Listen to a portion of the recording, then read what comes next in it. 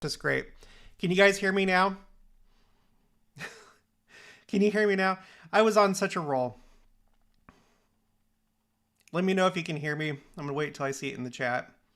It shows that. Okay. Curie says solid copy. Oh my gosh. Okay. Well, take two. 5 minutes in. Hi, everybody. Welcome to Christian Homestead. My name is Jared, and this is a continuation of the coverage from last night. I had just got done recording a video. It was the video that I posted this morning. And I made the mistake of looking at X, and I saw that the war had started with Iran.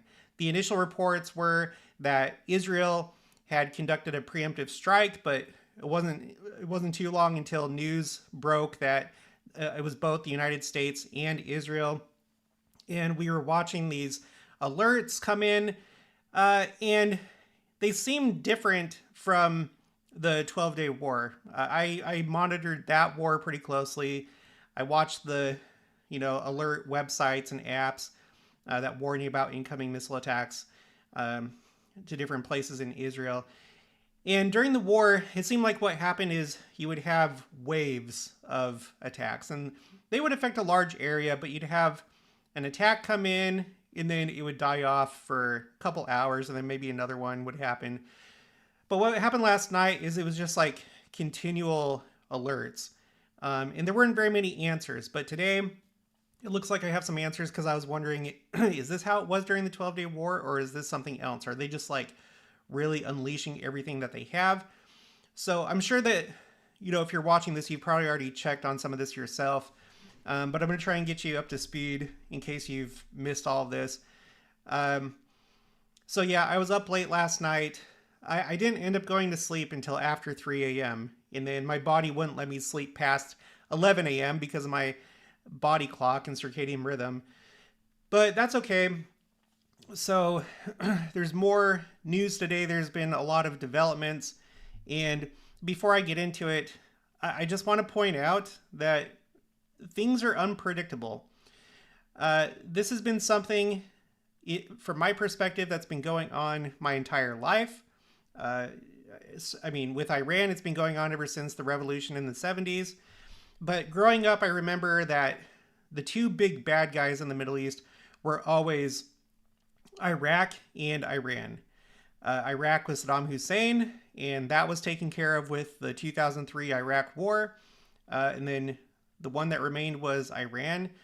And there's just been endless talk about Iran developing nuclear weapons, and they've hit this milestone and that milestone, and they're only X number of months away from developing a nuclear bomb. And I felt like things would have to come to a head at some point. I think that's what a lot of people have thought, that it wouldn't go on forever. Just like a movie, this is a situation where I feel like this is how prophecy is playing out in a cinematic way, the way that you might expect when you read the scriptures. It feels like, this has been the big bad guy at the end of the movie that needs to be taken care of. The final stage, the final boss. Now, I don't know that this is going to lead to Armageddon. Maybe not. Maybe there'll be peace for a while in the Middle East. And then we have that situation of peace and safety, and then sudden destruction.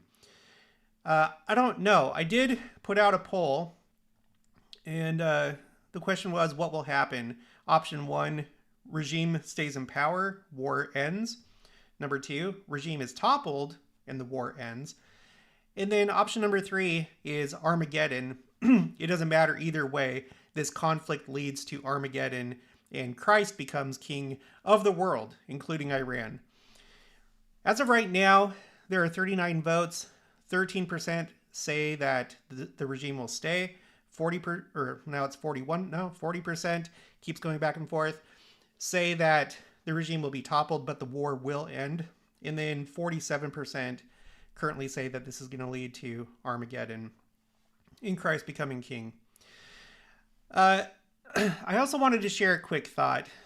Recently, we've been talking a lot about President Oaks and the fact that he has a legal background in He called as his second counselor President D. Todd Christofferson, who also comes from a legal background, in how their expertise, their knowledge, their education might be needed for potential persecution in the near future or legal issues for the church. And that may be, but I kind of forgot, and I introduced this idea a long time ago, that it may not be so much for persecution. What if President Oaks has this legal background? Because once Christ comes, there's going to be the very real reality of setting up the political kingdom of God. And you'll remember that we've talked about the Council of 50 at the time of Joseph Smith, in which they were trying to actually plan the actual political kingdom of God with a constitution, and there was a flag that came out of that. That flag flies at Ensign Peak. And maybe it would be useful to have President Oaks as the prophet and President Christofferson as the second counselor to help create this new government. I don't think that Christ is going to dictate everything. He may want to have these two that are very familiar with the American Constitution, because from what we've studied, it seems like the Constitution of the Millennium, I think President Brigham Young called it a theocratic republic or something to that effect. But it would very closely resemble the government that we have now in the United States, where you'd have your rights protected, there would be voting, even though Christ would be king. And so, as we think about this transition between President Nelson and President Oaks that just took place, and now this is happening, maybe this will lead to Armageddon. Maybe we're closer than we think. And hopefully we're all prepared. Hopefully you're where you need to be on the covenant path. Hopefully you haven't stepped off, because what if a week from now, what if in a way that we didn't see, if this does turn into a situation where the Jews are running away from Jerusalem, they're trying to escape whatever's going on, and they're headed toward the Mount of Olives. What if we see that next week? So it's not a bad idea to make sure that you have everything together in your life. Okay, let me read this question from a super chat. It's not a question. Kiori paid $2 to let me know that you guys couldn't hear me. I was like in such a rush to do this. I didn't check if the microphone wasn't plugged in. Okay. Let me look at the chat really quick, and then I'm going to get into posts. Well, it doesn't look like people are saying much other than they couldn't hear me for a while. One person said, make sure to reload. If you still can't hear me, then reload. But I guess you can't hear me saying that, so why am I saying that? Let's see. Lowell Taylor says, Iran boundary will prophetically be erased. Yeah, I guess in the millennium. We don't know exactly how the political kingdom of God is going to be set up, but that could happen. I tend to think that there's still going to be nations in the sense that there's like local governments, but it's not like a sovereign nation. It all comes under Christ. Okay, so let me look at so far. According to this, the last time that there was an alert, it was an hour ago, and it was a hostile aircraft, or in other words, I believe every time that means a drone. And then 2 hours ago, there was also another alert for hostile aircraft. But before that, the last time that there was like a rocket alert or a missile alert, that was 3 hours ago. Okay. I'm going to just start with what I reposted first this morning. This is Intel Sky, 6 hours ago. Conclusion and final assessment. We are in the stage of, quote unquote, massive fire preparation. Militarily, Iran succeeded in blinding U.S. radars in Qatar and Bahrain. So that's one of the new developments from last night is Iran didn't just strike Israel. It has attacked its neighbors in the Middle East, which, again, I guess it's not surprising, but it kind of was surprising. There's video of them hitting residential towers and other things in these different countries. But this post mentions Qatar and Bahrain. The path is now open for heavy missiles.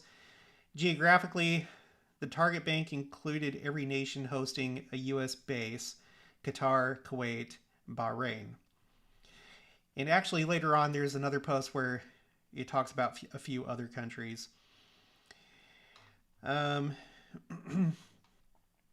Israel Radar says Israel aims to compress action, which is a very interesting word. We've talked about that quote from Elder Maxwell talking about a compression of events. Israel aims to compress action of 12-day war into 3 days, says journalist Ben Caspit. Thousands of munitions already fired in Iran. Now, I'm no expert, but that just doesn't make sense. I don't think that this can be contained within just 3 days. I just watched, while I was eating my breakfast, I was watching something from Fox News, and you had General Jack Keane that was on there delivering his analysis, and he was asked, how long do you think that this is going to take? And he definitively said weeks. And isn't that a no-brainer that it would be weeks and not days? If the 12-day war took almost 2 weeks, why would this be shorter? Because this is a much bigger action. There's loftier goals that are trying to be achieved by this. They're trying to topple the regime. How would it only be 3 days? That makes no sense to me. Let's see. On the thumbnail, I'm not going to play the video, but I'm just going to show a screenshot. It says footage shows an Iranian drone striking a high-rise residential structure in Kingdom of Bahrain. So they made good on their threat. And it's not a new threat. I think in times past they had threatened countries that are hosting U.S. forces that they could become a target too. And so now we're actually seeing it. Mari Nafal 3 hours ago. Qatar and Jordan just got off the phone. Both countries are being hit by Iranian missiles tonight. And then there was a message. This is from, let's see. This is posted by Bricks News, but they're posting a video from RT. Iran says it will soon unveil weapons, quote unquote, you have never seen before. Trump should know we are equipped with the most advanced capabilities to fight you for years. So is that just bluster, or do they? Do they have weapon systems, technology that we don't know about from Russia, China?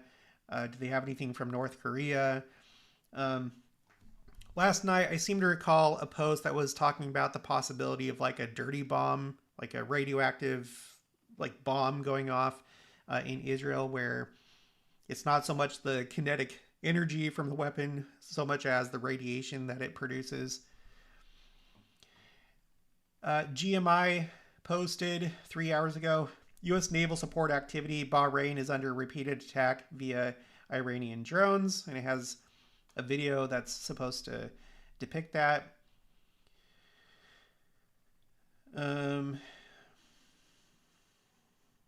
Mari Nafal, sources say Iran has planned to hit strategic U.S. interests without the protection of Iron Dome. Translation: hit anything that hurts U.S. strategic interest, airports, infrastructure. Let global markets feel impact of aventurism on Monday. Let's see.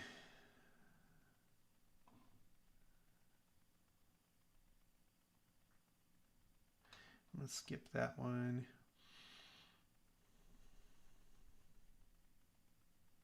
And then from that same that same interview of that Iranian general that was posted on, or that was shown on RT. This is from OSINT Defender. In a video interview, Iran's Islamic Revolutionary Guard Corps general Ibrahim Jabari, has stated that the missiles Iran is now sending towards U.S. forces are from the back of the stockpile, warning that the U.S. will soon see weapons we've never seen before. So it's kind of the same quote, but they're just saying, like, we're not hitting you with everything that we have right now. World Source, this is 4 hours ago. They're quoting Reuters. The CIA assessed before the attack that even if Khamenei is eliminated, he will be replaced by more extreme figures from the Revolutionary Guards.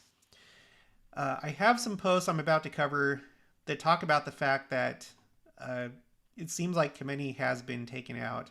In fact, I have one up right now. I have 2 tabs open. One that's the post from that I reposted this morning, and then another tab so we can keep on top of what's happening right now. And 57 minutes ago, Jason Brodsky posted, Bibi wouldn't have said this publicly unless Israeli intelligence was confident that Khamenei had been eliminated in Iran. The pattern of initial denials followed by official confirmation of a HVT's demise is similar to what happened when Hezbollah's Secretary General Hassan was taken out by Israel in 2024. He reposted something from Faytux News. Breaking, there are many signs that Iran's Supreme Leader Khamenei has been eliminated, Netanyahu says. So yeah, that seems right. Just in my experience, usually they don't say things like that. Like a prime minister or president wouldn't say something like that unless it was for sure. Let's see.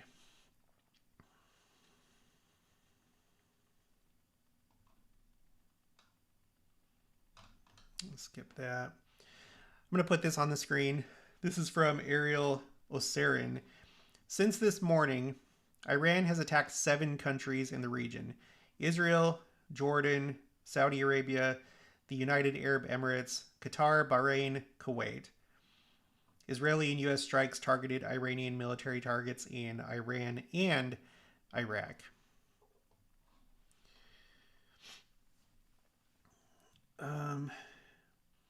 From Jim Squido, the U.S. has planned an escalating series of strikes with off-ramps along the way, according to a senior U.S. official. Each round will be over a 1 to 2 day period with pauses to reset and assess battle damage. So that makes sense. I believe that because that's kind of how the negotiations went. I think that Trump really wants to show the world that he's being very reasonable. He really does not want war. Look how long we gave them to negotiate and they wouldn't. And now that we've started action, we're going to give them every opportunity to stop this. So I think that's right. Let me look at the chat really quick. Okay.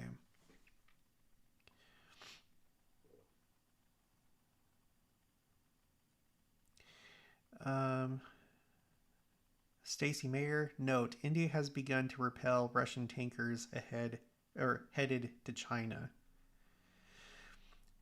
C.S. Luau, yes, there is the planetary parade tonight. There's another thing coming up in March. There'll be another gateway event in the night sky. Yeah.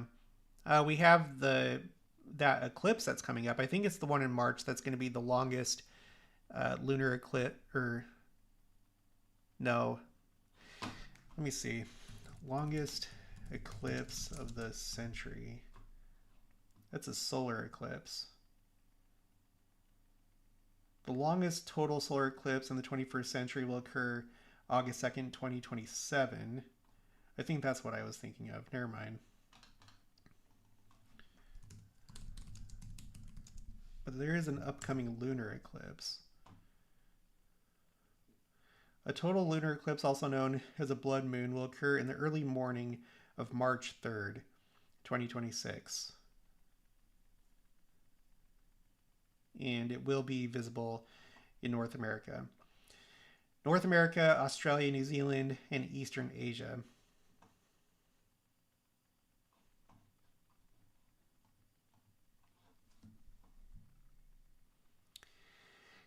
Curie, wars and rumors of wars. The moon turned to blood, stars falling from heaven, cheap gasoline. Yeah, I think we are going to see another situation. I mean, it's basically happening where just like the first Iranian attack, I think there was the first Iranian attack back in 2024, I believe.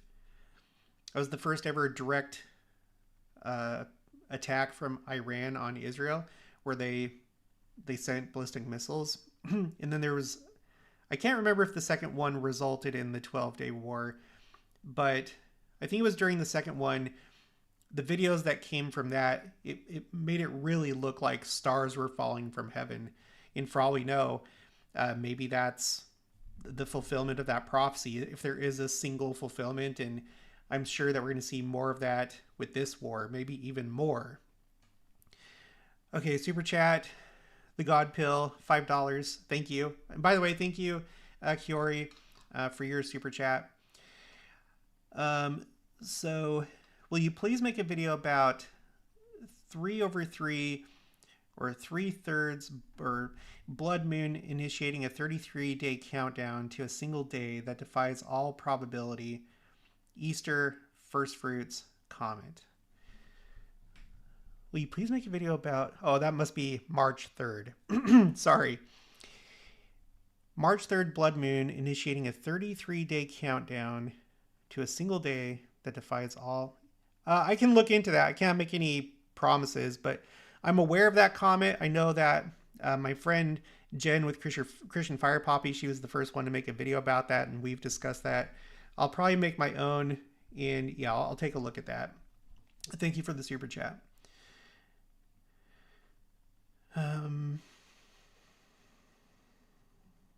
C.S. Luau, Afghanistan and Pakistan are also at war now, officially. Yeah, I saw that news. There had already been some skirmishes, but the leader of Pakistan came out recently, I don't know if it was yesterday or the day before, and said that officially they are now like at war. They're openly at war with each other. C.S. Luau, it's also another very unusual storm front coming into the United States over the next few days. That'll be a mixture of winter and thunderstorms.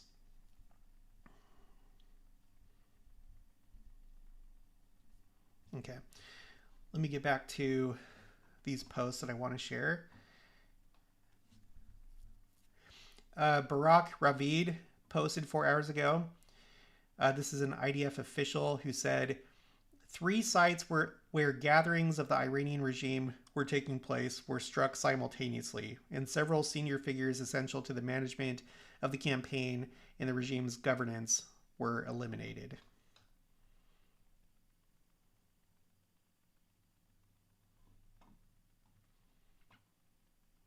From Jason Brodsky, talking about Khamenei, it says Khamenei was more willing to be above ground during daytime hours. So this explains the satellite imagery emerging, showing a strike on his compound without the need for bunker busters targeting compartments below ground. And then here's a picture of it. I wonder if that was actually the main consideration in the attack, because one of the first things that was noted was the fact that it took place during the day, whereas it was more likely that it would happen at nighttime.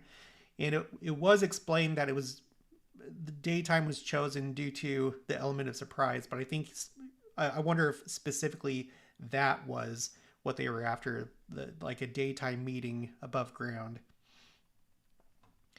Guy Elster says, Israeli Air Force said 200 warplanes carried out its biggest air raid in the attack on Iran. So yeah, I guess this was a record-breaking attack for Israel, its largest aerial attack that it's ever conducted.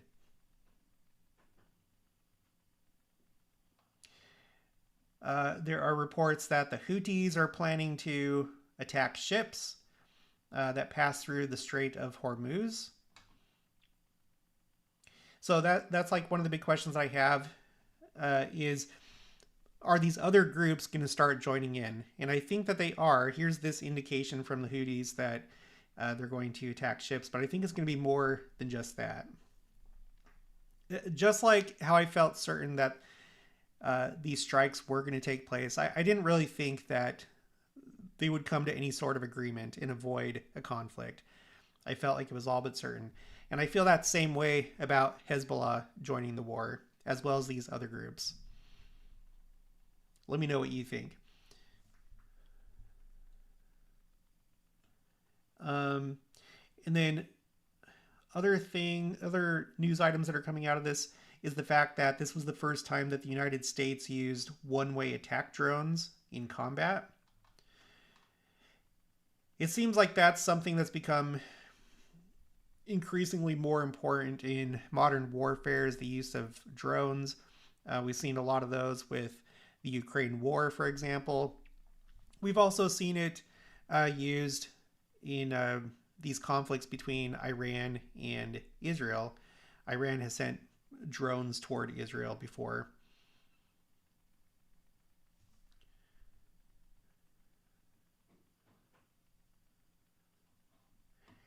There's a post from Mario Nafal. A strike in Dubai could pull a nuclear-armed Pakistan into the fire. Separatist movements overlapping borders could turn a regional conflict into a global nuclear nightmare. I wonder how realistic that is, but you know, anything's possible.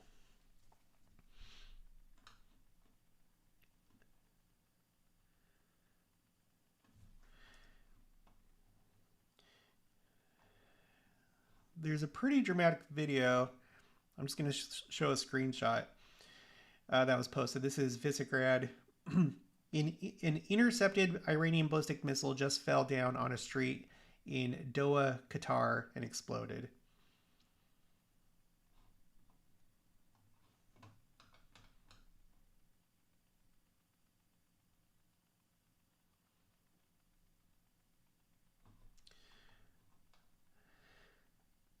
Let's see. I'm going to skip that one.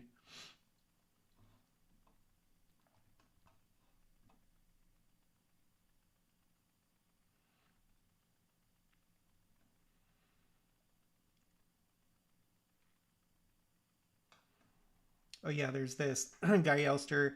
Israel and the U.S. decided the timing of the start of strikes based on intelligence about when senior regime officials would meet. An Israeli military official and a person briefed on the operation said, according to Wall Street Journal. So yeah, that must have been the primary consideration.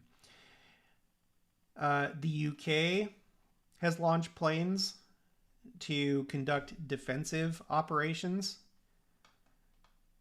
So that must mean intercepting missiles. I'm not sure what else that would be, but they're not like actively taking part in strikes, like offensive strikes against Iran. Okay, now this is what I was looking for right here. This is from Michael A. Horowitz. When compared to the 12-day war, Iranian salvos appear to be much smaller but more frequent. Either Tehran has changed tactics or has failed to muster enough launchers to generate the kind of larger salvos we saw in June last year. So it wasn't just me that felt like something was different as far as the frequency of attacks.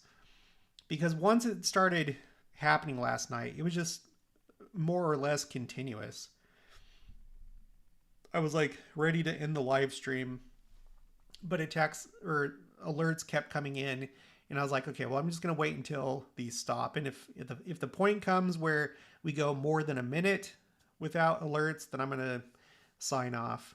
And it took a while to get to that point.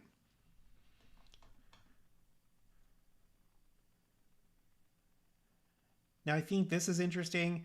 Iranian Foreign Minister Aragchi on proxies. For the time being, we don't need anybody for our defense. We are capable enough to defend ourselves, and we will do that. We don't need the help of anybody. This is from NBC News. So that's what they're saying today.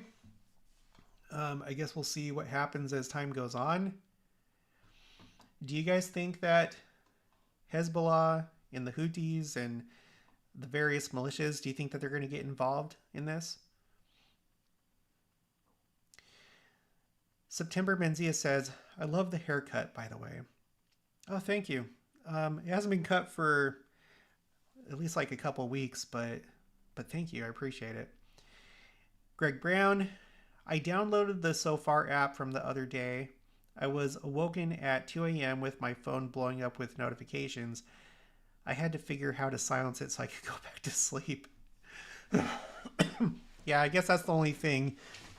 Make sure that it's off while you're going to bed.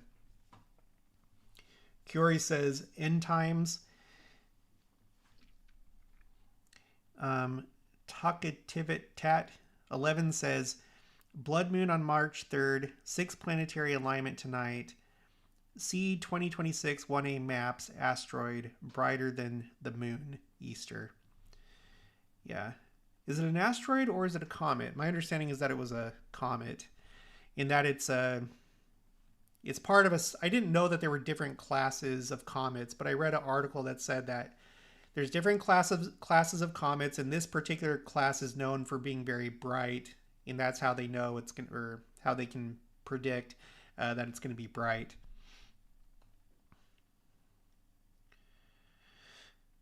Let's see.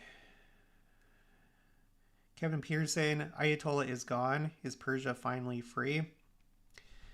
It's a good question. I don't know how these things go. And I guess every situation is going to be unique. I guess there's a lot of different factors. For the people that step into that role and assume power, are they going to effectively keep things together? How are the Iranian people, how are they going to perceive it? Is that going to encourage them and motivate them to take over the government? I don't know.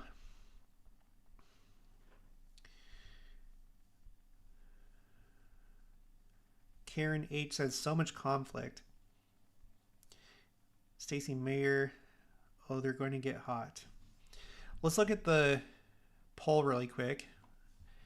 Please consider casting your vote in the poll that I put out.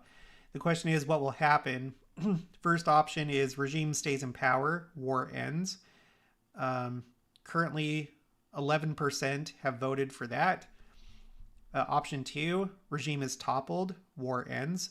48% voted that way, and that has the highest percentage. And then the one with the second most votes is the third option, Armageddon, Christ becomes king, at 42%. That's based on 103 votes.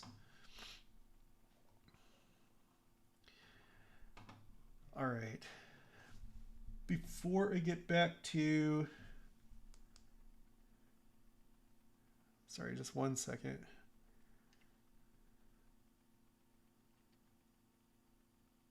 Yeah, there's an early warning alert right now from Homefront Command for a few different areas. So sounds like we're gonna be hearing some alerts pretty soon.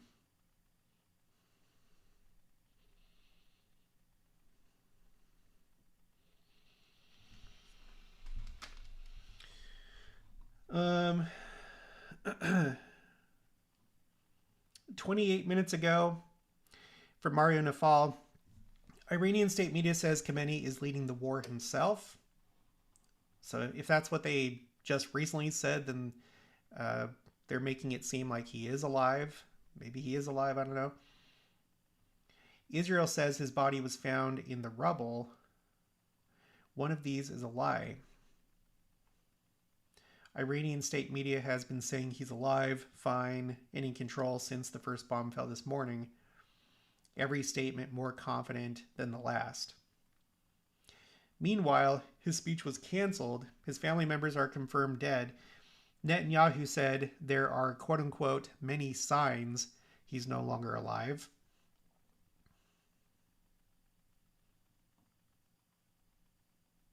A regime that just lost its supreme leader has every reason to pretend otherwise for as long as possible. Yeah, I would guess that he's probably been taken out. That's my guess.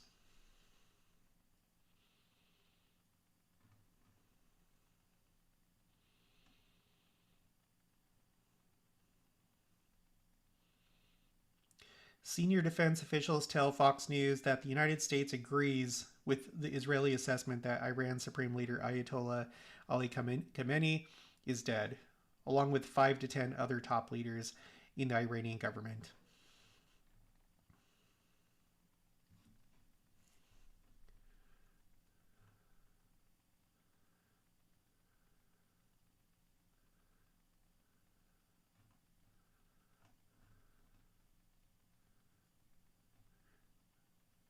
Right now, it seems like just every post is about whether he's alive or not.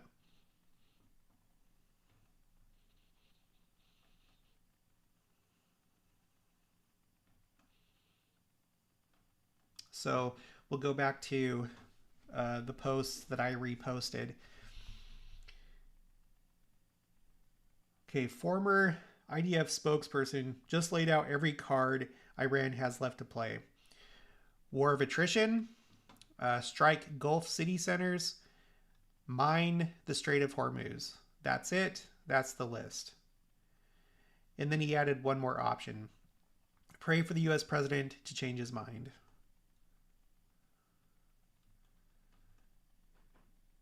I can't remember this guy's name, but he was like the main spokesperson after the October 7th attacks. He was the one that was like the main face of the IDF on social media. So that's who's talking, if you know who I'm talking about. So according to him, all that they can do is conduct a war of attrition, strike Gulf city centers, mine the Strait of Hormuz. Yeah, that makes sense. It's not like I don't think that they have the capabilities to invade Israel. They'd have to, there'd be a lot of logistics to that. I don't know if they're militarily capable of doing it. Depends on if people defect from the military or if they keep fighting. If they keep fighting, then that would probably lead to war of attrition. It depends on the Iranian people if they successfully take over government institutions. So yeah, I don't know. Well, and again, I feel like another option here is just fire off everything that they have before they lose power. Fire off all the ballistic missiles, drones, activate the proxies. You know, I'm waiting to see if that's going to happen.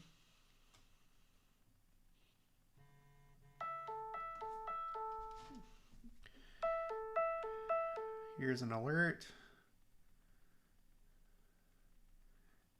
This is also, come on, pull up. Don't know why it's not pulling up.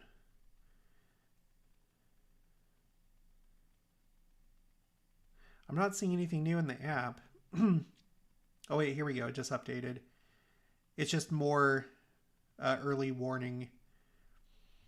It's more early warning alerts for various areas.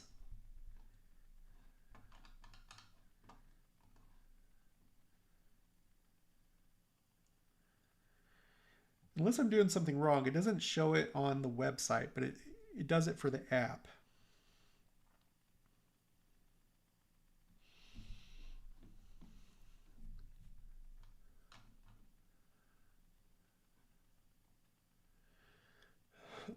Three hours ago, Iranian media is claiming a Shahed drone just slammed into the main U.S. Navy Command headquarters in Bahrain. Oh, and here we go. Here are actual alerts. And it looks like it's between the Sea of Galilee and Tel Aviv.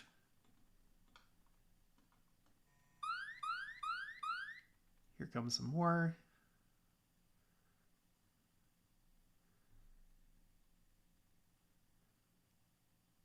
Although nothing's really showing up on the website.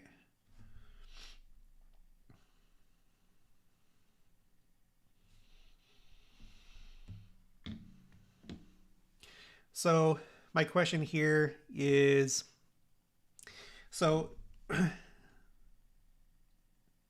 according to the icons on the app, it seems that this is a missile alert. It's not like a drone alert. That being the case, is it going to be another thing where they just like slowly send missiles toward Israel rather than really large barrages?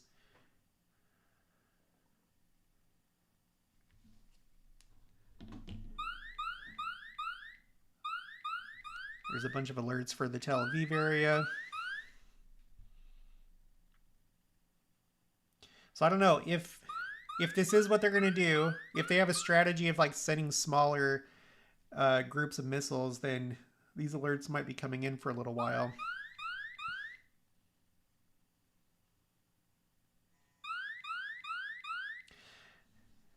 Another big question that I have is, so occasionally the missiles do get through and they hit targets in Israel. And sometimes they fire missiles toward Jerusalem.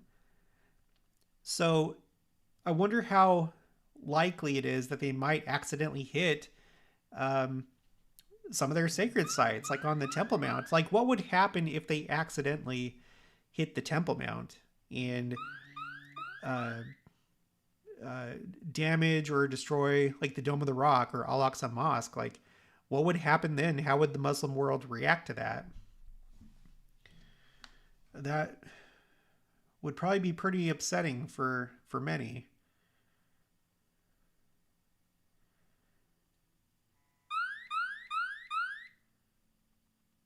More and more coming in. Let me check X on my phone while we watch this.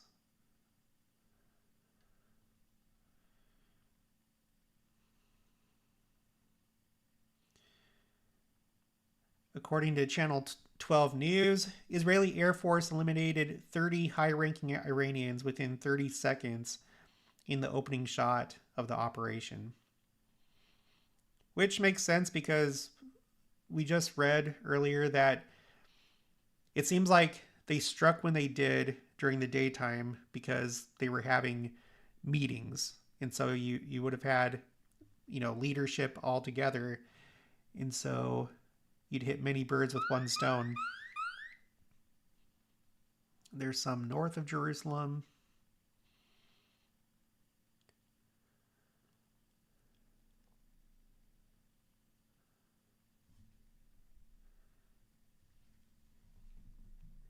Here's an interesting post from Mario Nafal. Russia and China cannot afford to let the Eurasian pillar of Iran be destroyed. Iran is a vital hub for the north-south transportation corridor and a key member of the BRICS alliance. Any attempt to collapse the regime will force the world's other great powers to intervene to protect their own connectivity across the continent.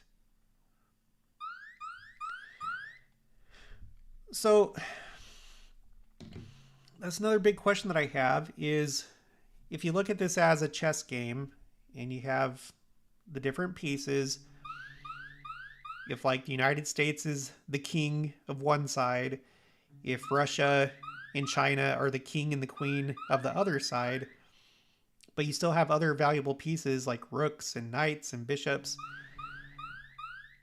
if the one side takes out one of your bishops, for example, in this geopolitical game of chess, maybe the other side would take out one of ours.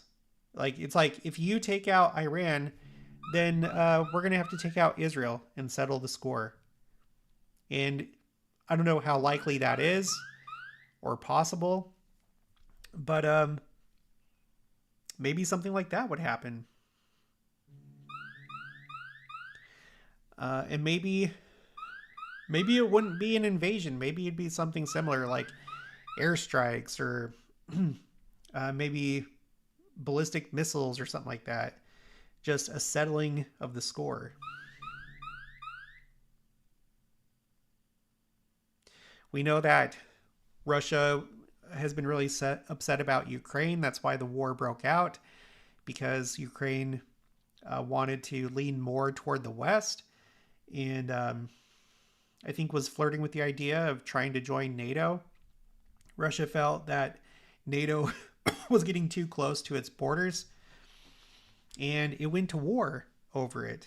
And if it in China and others, maybe North Korea, if they feel really strongly about Iran, then maybe they'll try and again settle the score and make things even, or have this be a warning to the West, like, okay, you take one of our pieces, then we're going to take one of yours.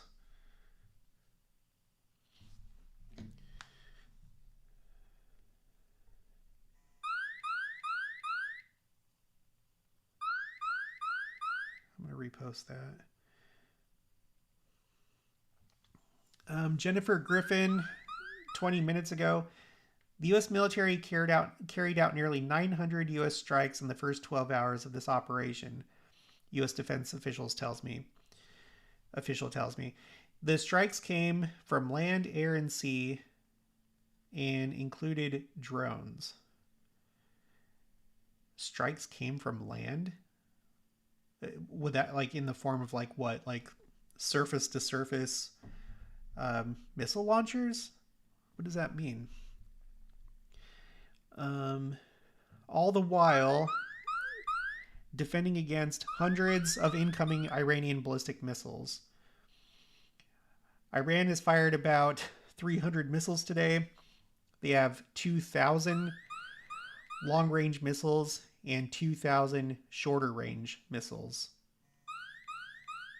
Okay, so if we've seen 300 so far, and then they have 4,000 more total,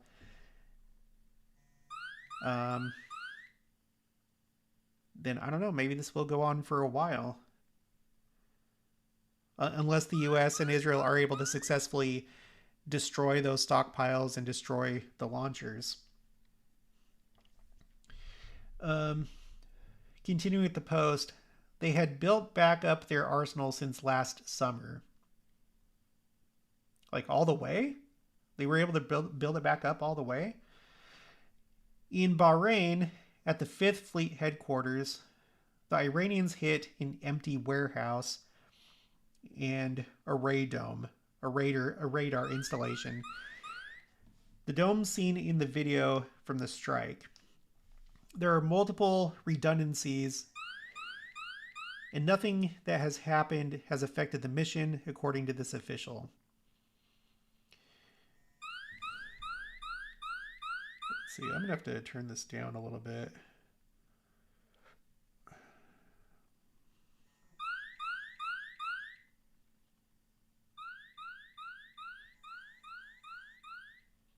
Yeah, there are lots and lots of alerts right now. Okay, what is the goal/end state? Quote, Iran doesn't have the capability to attack its neighbors. No drones, no missiles, no navy. Okay, that's the goal. That Iran cannot attack its neighbors. The U.S. and its partners know where Iran's highly enriched uranium is, but it's hard to get to. Oh, and then here's what this person says. Expect the operation to last, quote unquote, a couple of weeks. But POTUS could decide to off-ramp early if he chooses. There are still a number of air defenses left, according to U.S. official. Will take a few days to suppress. Yeah, it's so weird that anybody in their right mind would have said that it would only be a few days. That just, it doesn't make sense, even to someone that isn't an expert. If you've just been paying attention to the news for the last few years, but especially the 12-day war, that just doesn't make sense that it would just be a few days. Because this is clearly a more serious situation. And there's bigger goals this time. During the 12-day war, the U.S., I think it was only 3 sites that got bombed by the U.S. Only 3. And then there was back and forth between Israel and Iran, but This is much bigger. Why would it only be a few days rather than weeks? Of course it's going to be a few weeks.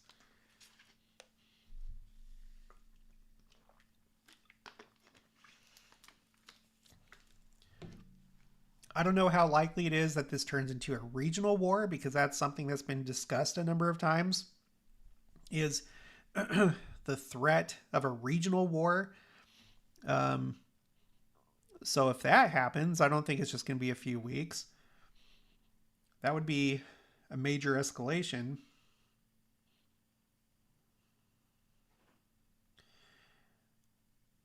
Visigrad24 says 31 minutes ago, in Tehran, people are cheering and celebrating amid reports of Khamenei's death. And then it has a bunch of videos.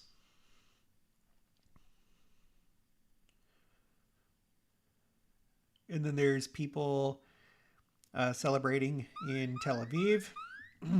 Here comes some more alerts. I was starting to think that this was tapering off. Maybe it still is, but maybe not. Maybe there's still going to be more. Yeah, there's more. Those ones just a little bit north of Jerusalem.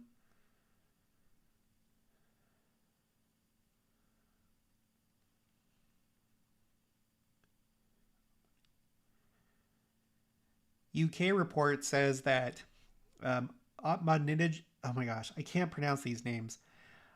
Ahmadinejad was killed.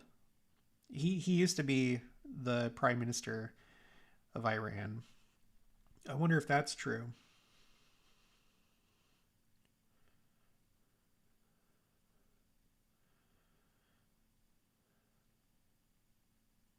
Okay, is this it for the alerts? Is this round over? I guess we'll see.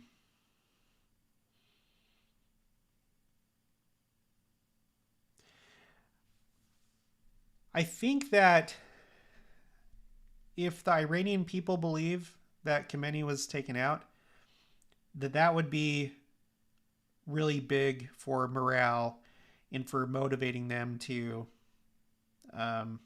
take over the government. I feel like that would be a key event. So I guess we'll see what happens.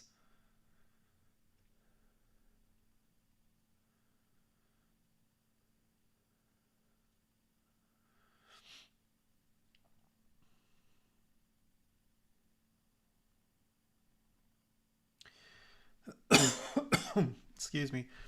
I guess I'll just bring this up now. This is from Faytuck's network.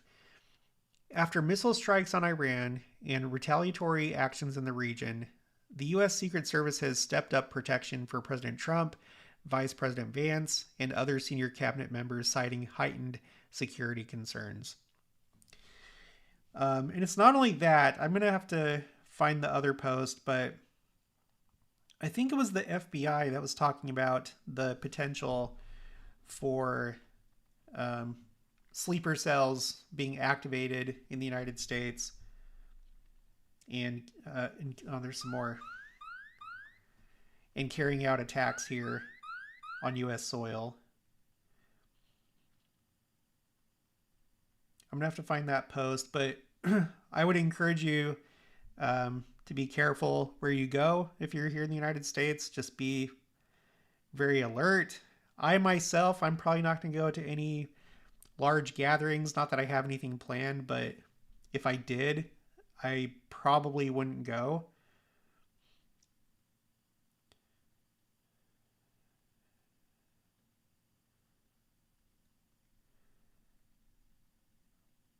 An hour ago, the Spectator Index says, U.S. says has suffered no casualties so far.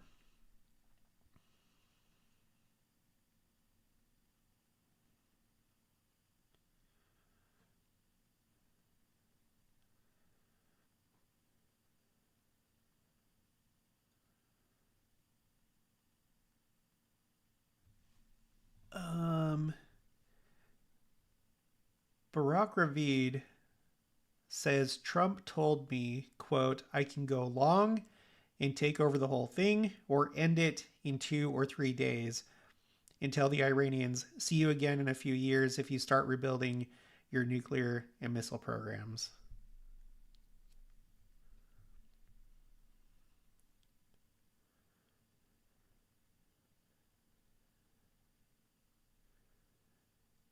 Here's something similar to the other post. I was talking about how many missiles had been launched by Iran.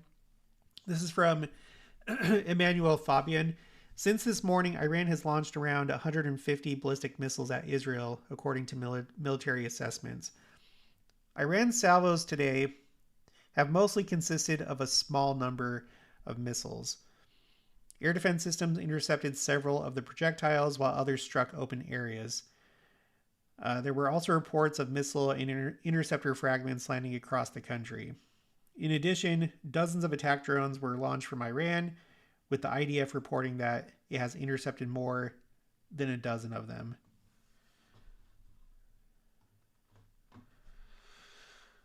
Oh, I'm so curious to see what's going to happen here.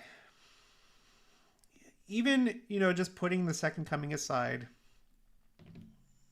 if the regime does collapse and we have a new Iran next week or in a couple weeks, that's going to be really surreal, because then there's not really any big bad guys. I'm talking about big bad guys in the Middle East. I assume that Hezbollah would still remain a thing, but they wouldn't have the backing of Iran anymore because it'd be a different government. So I wonder what they would do. I wonder what the different militias that are Iranian proxies, what would they do? What would the Houthis do? But none of them individually are like a big bad guy. So I don't know. All right, let me go back to these posts that I had reposted earlier before starting the live stream. A Muslim account says drone from Iran struck Kuwait International Airport, causing minor injury to workers and damage to Terminal 1. And then there's some video of just like the airport, and there's some smoke and stuff.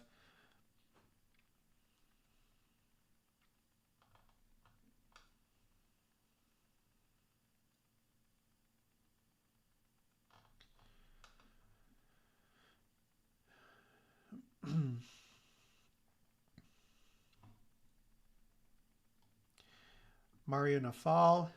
Professor Glenn Deason says Iran went straight after every American asset in the region simultaneously. Iran had an escalation ladder everyone expected them to follow. Strike Israel first, slowly involve Gulf states, close the Strait of Hormuz last. They ignored all of it. The reason? U.S. defensive capabilities are stretched so thin across the region that Iran saw one window. Hit everything at once before it closes.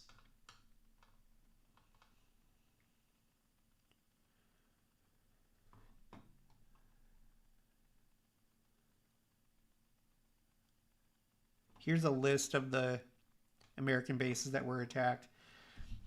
2 in Bahrain, 1 in Qatar, 3 in Kuwait, 3 in United Arab Emirates, 4 in Saudi Arabia, 1 in Jordan, and 1 in Iraq.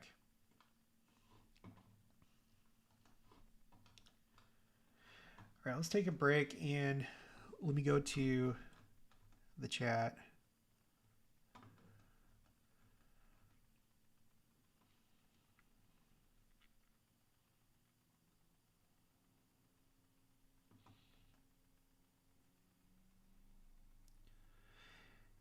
Primetime KCL says no, makes no sense.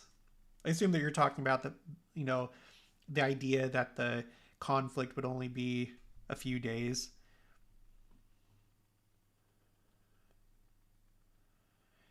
Twizzles says this is our state conference weekend. I hope you have a good state conference and feel some peace and receive spiritual instruction, and I hope you take good notes. Follow the advice of your stake leadership.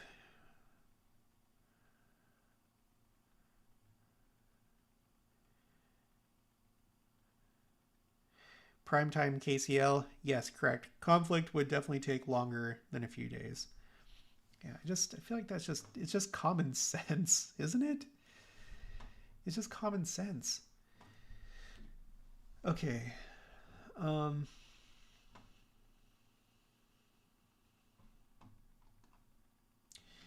5 hours ago from Israel Radar, Hezbollah's inaction so far is the result of trauma following the war with Israel, says military journalist Amir Bobat. With Nasrallah gone and the old command chain shattered, Hezbollah knows that any serious attack on Israel could trigger the assassination of its leadership and destruction of its power base in Beirut. Bottom line, Hezbollah is realizing that loyalty to Tehran can become the end of them, essentially. I respect the opinion of experts and people that know more, people who this is part of their living, their profession, where they're paid to know these things. But sometimes they can get it wrong. I always point to the example of there were I think a couple of articles or analyses of Hamas before the October 7th attacks, where people were wondering if they would do anything against Israel in retaliation for skirmishes on the Temple Mount. And these articles said that, well, Hamas is struggling just to maintain power in the Gaza Strip. They're more concerned about their political power and control. They have no interest in going to war with Israel. And then, just one day, out of the blue, they did. They attacked Israel. They did what they did on October 7th. They did a big call out for jihad, hoping that everybody else would join in and take out Israel. I thought it was a really odd move, unless it was coordinated. Back in those days, I thought, okay, this is probably coordinated. There's no way that they just decided to do this autonomously. They must have told Iran there must be a bigger plan. And I guess I was wrong. I think they were really just delusional and thought that they were going to successfully enlist everybody else to all attack Israel at the same time. But the fact of the matter is, it didn't seem to the experts like they were going to attack, but then they did. And what if something similar happens with Hezbollah? What if everyone sees the writing on the wall?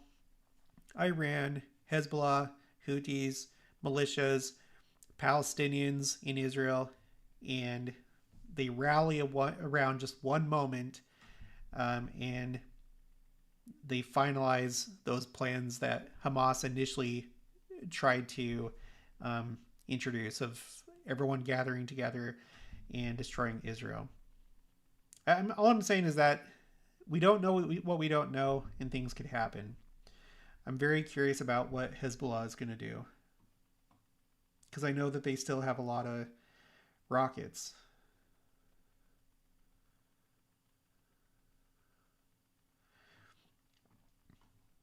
Michael Weiss says, Israel hacked a popular Iranian prayer app to send notifications to potentially millions of phones Saturday morning, urging the country's military personnel to defect from the regime and join a fight to liberate the country, according to people familiar with the matter. Yeah, before this point, we had seen other posts saying that there were text messages that were sent from an anonymous number, saying similar things, that this now is the time to take over your government, and the United States is here to help you.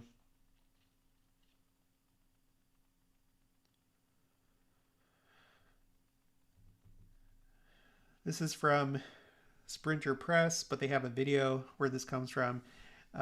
Chief of Staff of the Israel Defense Forces, Major General Eyal Zamir.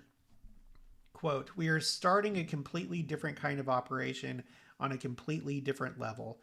More complex, more challenging."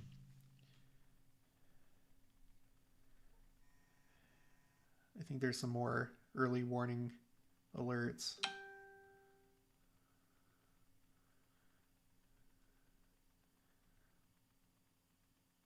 Oh no.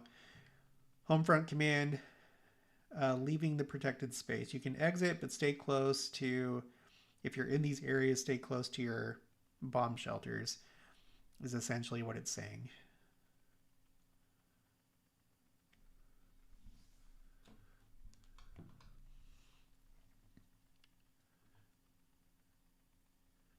This is kind of a repeat, but this is from Emmanuel Fabian. With some 200 fighter jets, the Israeli Air Force says it carried out its largest ever strike sortie in Iran today. The extensive strikes targeted Iranian ballistic missile launchers and air defense systems, according to the military.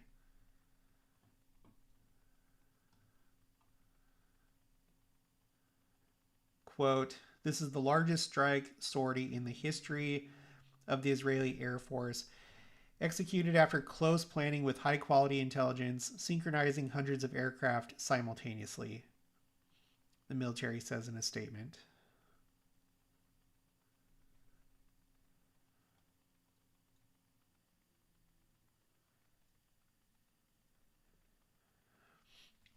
The IDF says that the strike on Iran's air defense systems, quote, "enabled the expansion of air superiority over Iranian skies and caused a severe blow to the regime's central offensive capability, the launch sites in western Iran."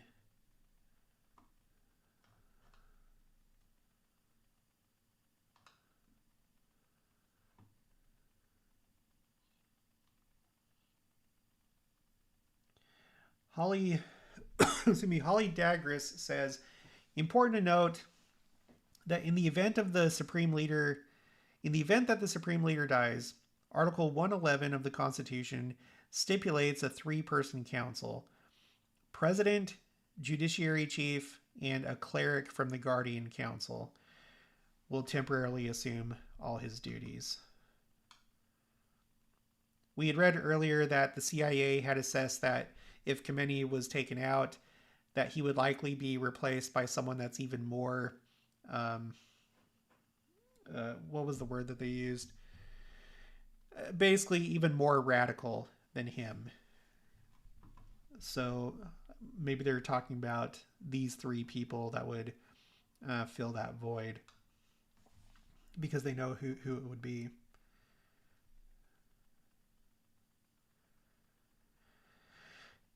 This is one that I'm interested in.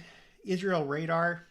IDF is reinforcing border forces on Lebanon and Syria fronts due to intel warnings of possible cross-border attacks or surprise raid into Israel.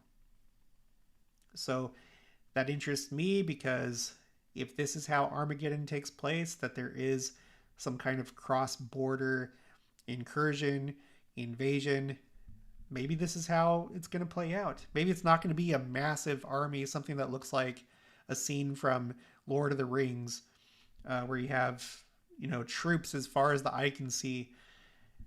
Maybe it's more like this.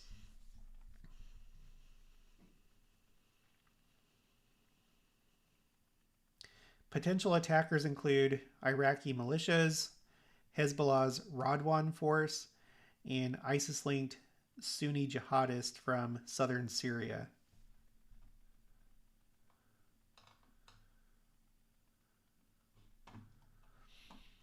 Okay, I'm going to check for new posts.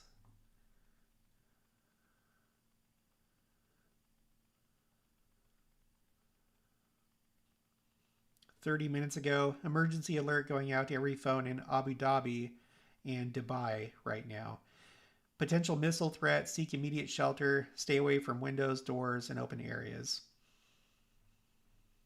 So Iran is still attacking others other than Israel, it sounds like.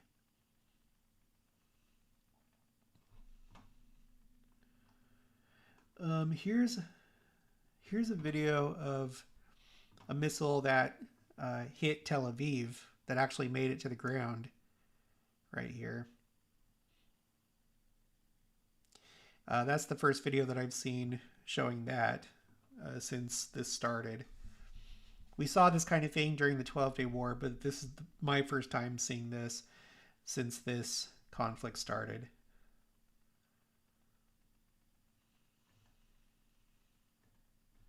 There's like 1 million people that are posting this video.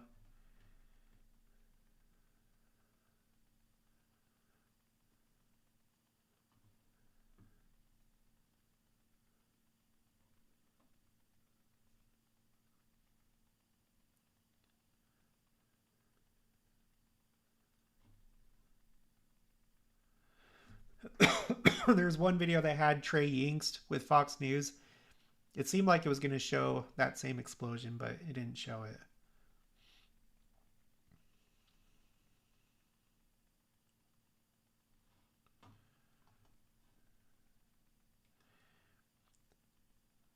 "11 minutes ago, Maria Nafal, the Gulf's aura of security is cracking. The long cultivated sense of safety in the region is shattering as Iranian strikes hit previously secure havens. Daniel L. Davis warns that U.S. carrier defenses have never been tested against a true saturation strike. Waves of drones and missiles could eventually deplete interceptors, leaving the Armada and its regional allies dangerously exposed." I guess that's one of those wild card things that we're not going to know until it actually happens.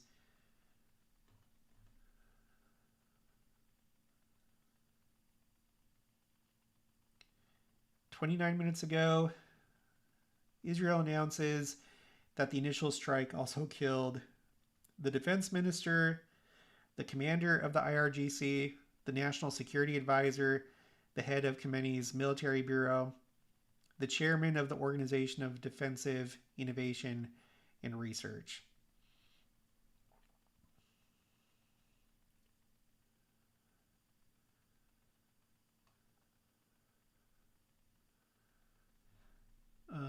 Here's a video showing supporters of the regime in Tehran. They're all on their like scooters and motorcycles with flags. Of course, I can't confirm if that's actually from today or yesterday. Sometimes people post footage from other events.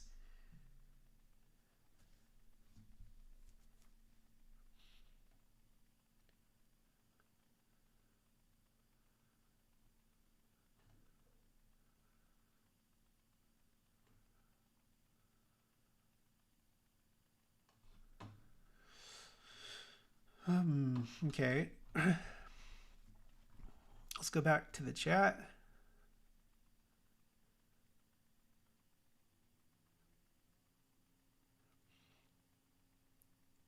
Stacy Mayer, Japan experiencing earthquake swarms. Pac-Man says Revelation 9. Camille Berry. Oh, everyone make sure to subscribe to her. Rejoice in Him. I'm just seeing this. Whoa. So you're just now seeing this? I wonder how many people know so far. It started last night. I think it was around 1 a.m. Central Time that I first saw it on X. When I got on X, there were posts from like a half hour before or so. I stayed up. I did a 2-hour live stream. Went to bed after 3. Was only able to sleep until 11. Got up, got myself ready for the day, reposted a bunch of stuff, and I myself am trying to catch up with everything. But yes, the strikes have happened. There was not an agreement reached during the negotiations. Primetime KCL says, "I have a friend who just visited Dubai about 3 weeks ago. I sure am glad she's not there visiting now." Yeah, maybe I'm just naive, but I would have felt perfectly safe going to United Arab Emirates, Jordan, Kuwait. Like I would not, if I had made a trip like that, I would not have feared about Iran attacking those places. This feels kind of surreal to me. Iran has threatened it in the past. I remember many times that Iran has threatened it. And now we're actually seeing it. A good example is this residential building that I have on the thumbnail of this video. So it's a little bit surreal.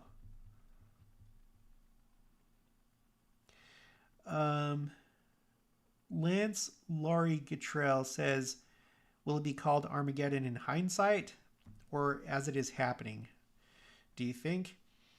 I don't know. I'm in the camp of people that believe that prophecy plays out in natural ways, and a lot of times it's not obvious when things are happening.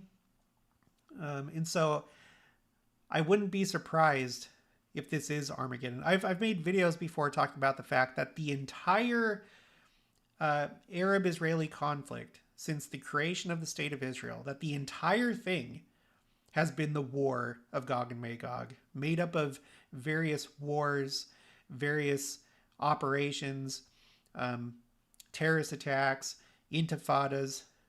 You know, I feel like the whole thing could be the war of Gog and Magog, and that the final war or the final battles, you know, together would constitute Armageddon in the siege of Jerusalem. So all we can do is just watch, but more importantly, be ready, because what if this is it? What if something from out of left field suddenly happens that nobody expected? There's something that we just haven't considered that happens that leads to that point where Christ comes to the Jews on the Mount of Olives and saves, Israel. Let's just be ready. Let's watch and be ready. That's all that we can do. Let's see. Moira Watson, Pickering. Good afternoon, everyone. Nice to be with you all. British flag, heart, American flag. Well, thanks for joining. Julie Engel, I think Armageddon is not far off. It feels like another winding up scene for it to take place.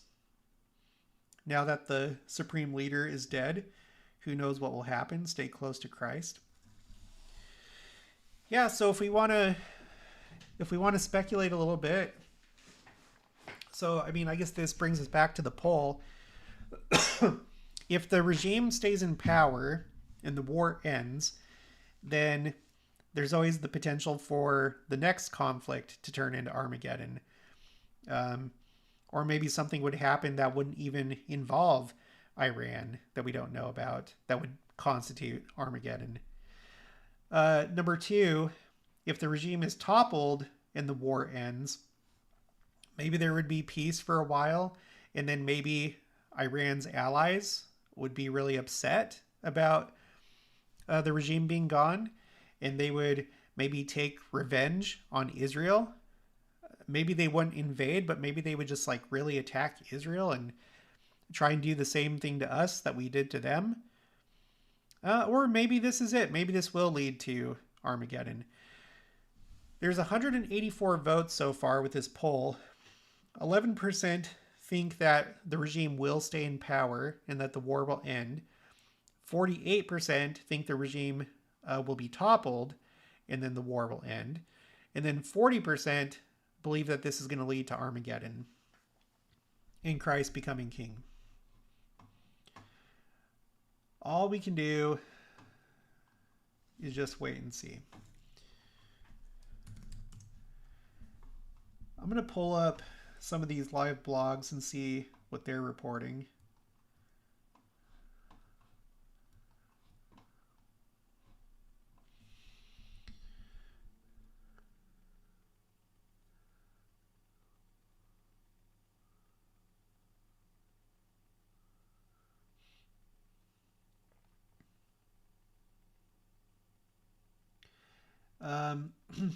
The Associated Press confirms the U.S. military reported no American casualties and minimal damage so far from Iranian attacks.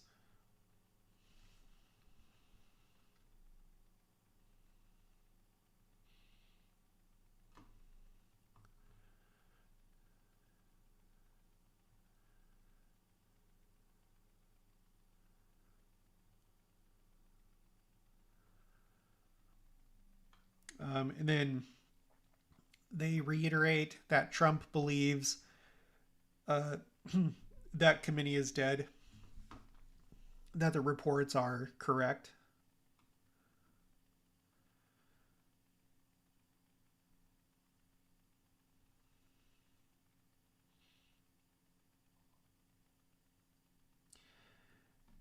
Okay, 27 minutes ago, group claims attack on U.S. base in Erbil. A group calling itself the Islamic Resistance in Iraq Brigades of... Okay, what is this the name? Resistance in Iraq Brigades of the Guardians of Blood said in a statement that it launched a drone attack on a U.S. base in Erbil, the capital of Iraq's semi-autonomous northern Kurdish region. The Islamic Resistance in Iraq is an umbrella group by Iran-backed militias that has previously launched attacks on U.S. bases in Iraq and Syria. Well, so to my knowledge, this is the first group, the first like proxy to take any sort of action like this. To attack. The Houthis said that they're going to stop ships and I think attack ships near the Strait of Hormuz, but so far it's only been a threat. So aside from Iran, I think that this is the first group among the proxies that have actually attacked anything.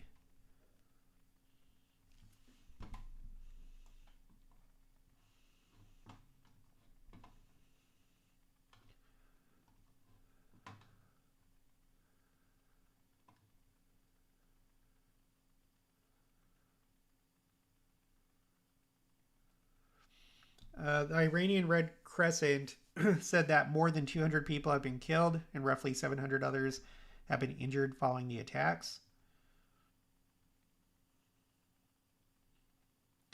Tehran willing to talk.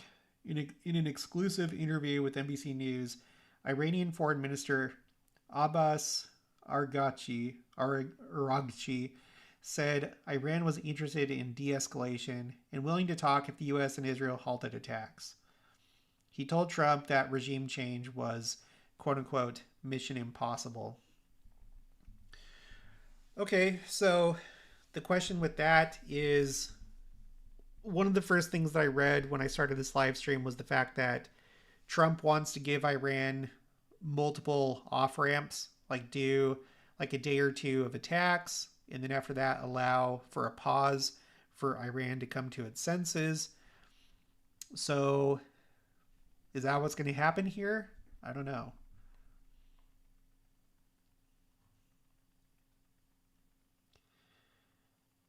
Flights disrupted across the Middle East because everyone's closing their airspace. Israel, United Arab Emirates, Qatar, southern Syria,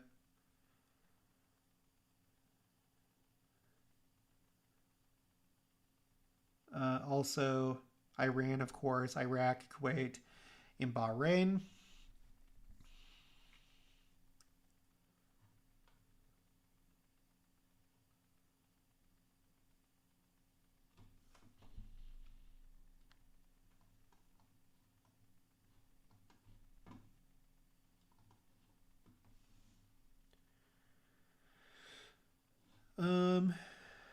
Let's see. It has now been about a half hour since the last alerts in Israel.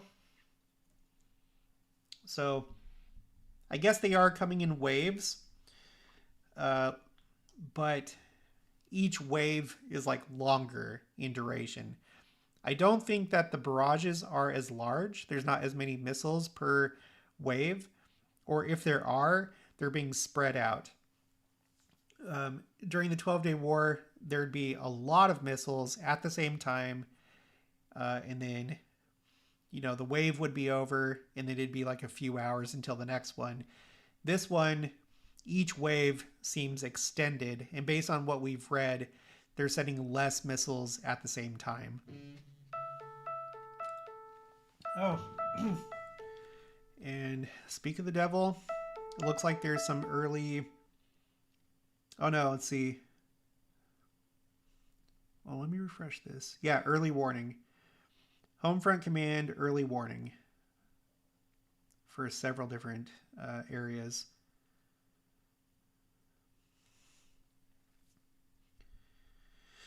Okay, so I guess we'll be looking at this pretty soon.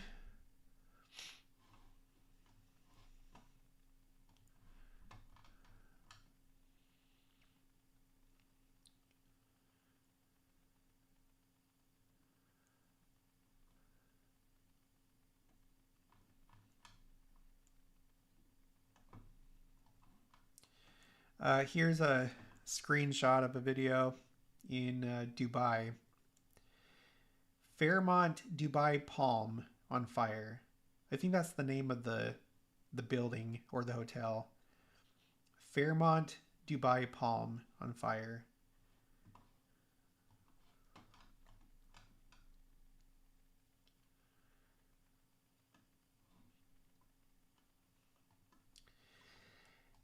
And yeah, you can't really see it here with this screenshot, but in addition to the explosion, like the video that showed a missile actually hitting the ground in Tel Aviv, these are the first videos that I've seen where you have interceptors in the sky above Israel intercepting Iranian missiles. There were lots of those kind of videos during the 12-day war, but so far we haven't seen very many with this conflict. And I don't know, maybe it makes sense because if they're sending less, if they're spreading out the missiles, it would seem like that would make them more easy to intercept, right? Because if you have like a bunch of missiles all at the same time, you have to like try and like shoot them all. There's like a big cluster of missiles. But if it's just like, you know, a few coming in like this, then it's like boom, boom, boom. But like it seemed like it'd be easier, right?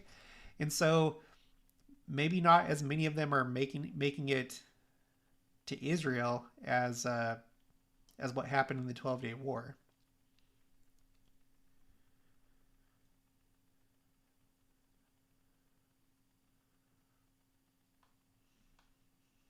"4 hours ago, this is Visegrad. Crown Prince Pahlavi Reza sends a message to the people of Iran. Quote, the assistance that the U.S. president promised to Iran's brave people has now arrived. We will finish the task in this final battle." It's an interesting phrase, the final battle. It may not just be the final battle for Iran. This may be the final battle of Earth, like the last war before the second coming. The time to return to the streets is approaching.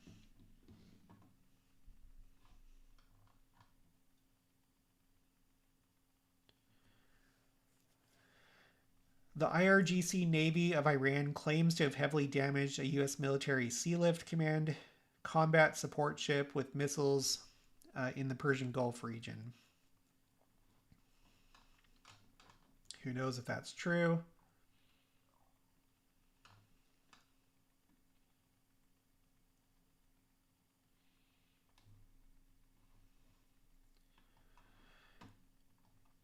Here's a video that claims that these are missiles being launched from Iran recently, you know, within the last 24 hours. Although, for all I know, maybe this is footage from the 12-day war. You always have to take things like this with a grain of salt.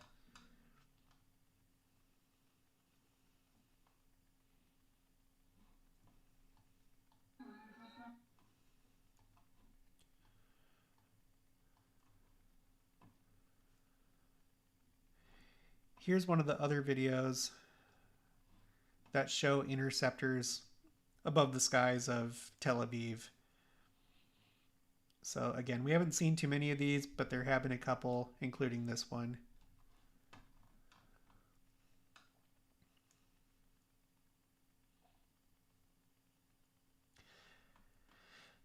Uh, this has been mentioned in some of the posts that we've read. The fact that Iran struck a radar site. Let's see, an American radar in Qatar was completely destroyed today in an Iranian drone strike. So, this facility right here.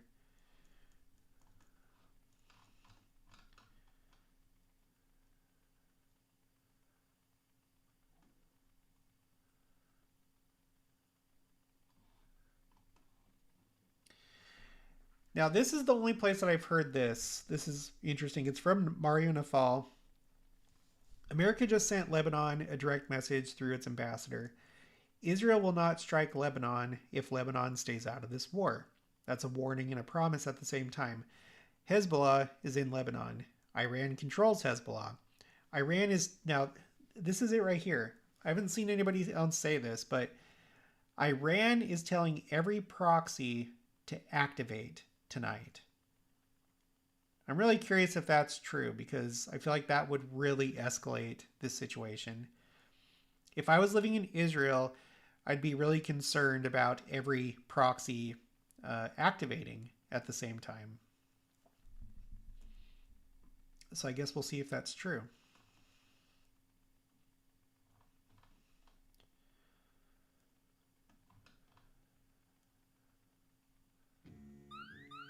Oh, here come the alerts. This is the Tel Aviv area. Tel Aviv and Ashdod down here.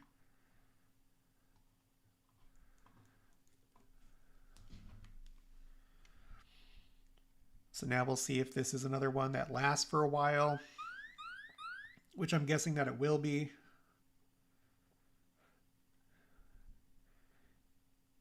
Let me go to my phone.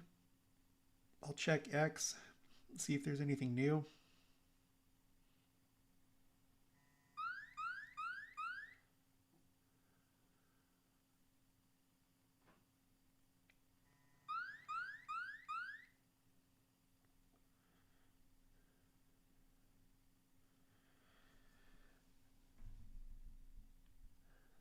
"13 minutes ago, Mario Nafal in an interview with Scott Ritter.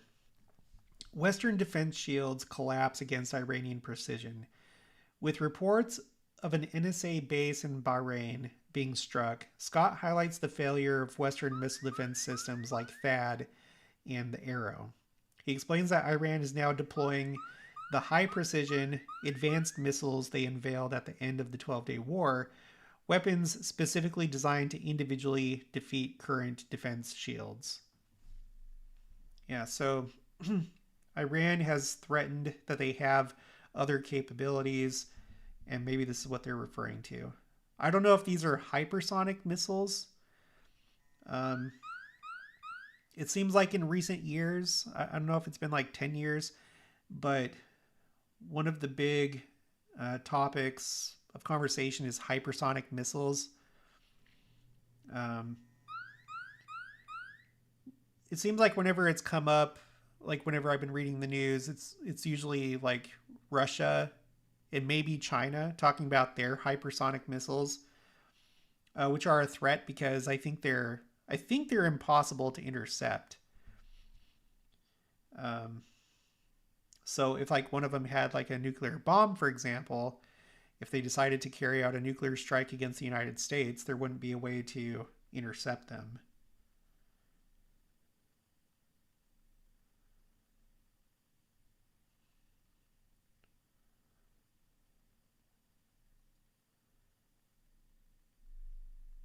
Oh, there's a video here from OSINT Defender showing the aftermath of the Iranian ballistic missile strike on Tel Aviv.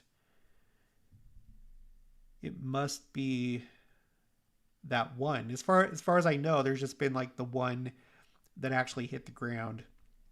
Once the alerts are done, I'll go to that video and we'll look at some screenshots.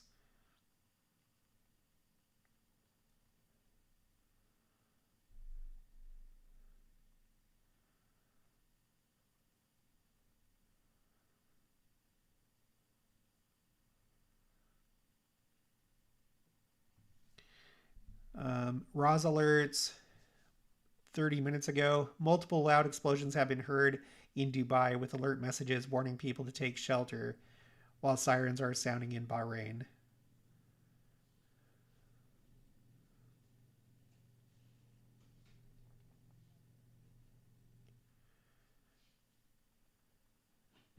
Noga Tarnopolsky reports direct hits on Tel Aviv and Haifa.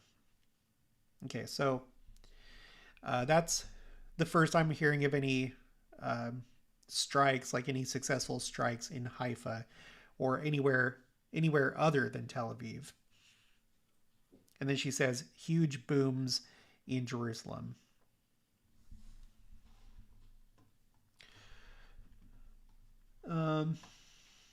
Okay, it looks like that's over now, potentially.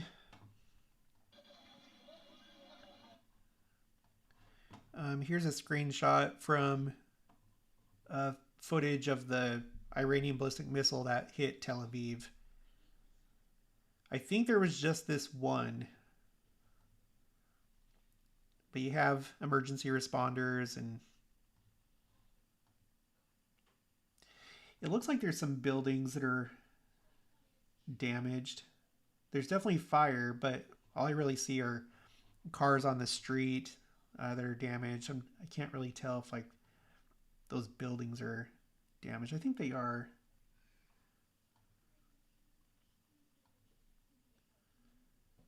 Huh.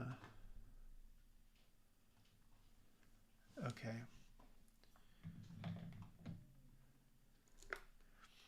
Well, if this wave of attacks is over, that didn't go for very long, relatively speaking.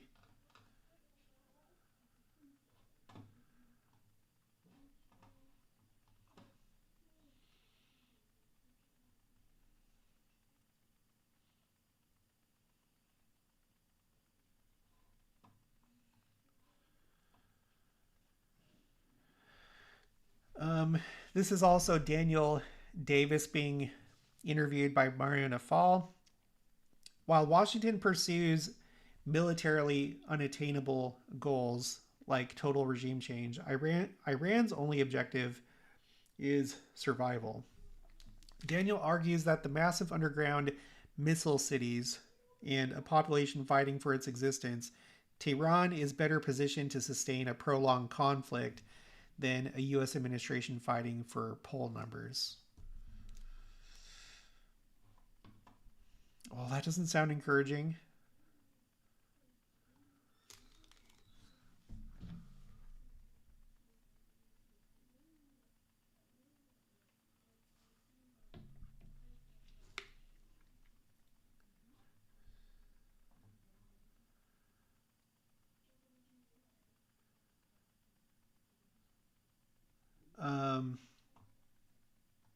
Here's a picture that's supposed to be damage to Dubai International Airport from an Iranian missile.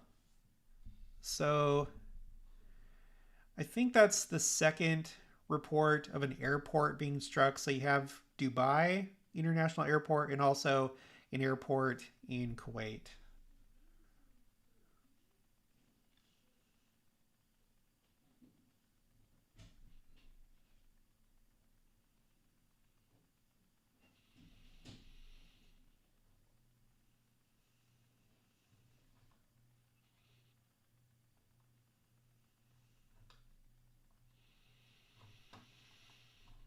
Okay, let's continue with my other posts.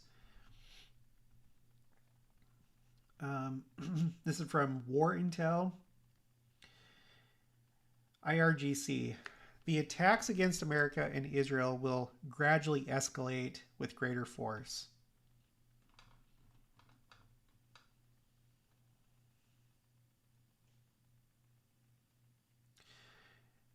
Sprinter Press says pro-Iranian groups promise a response to joint attacks by Israel and the USA.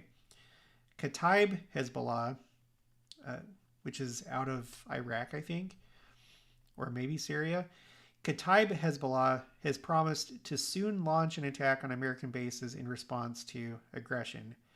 Yemeni Houthis have declared they will renew attacks on ships in the Red Sea due to strikes by Israel and the USA on Iran.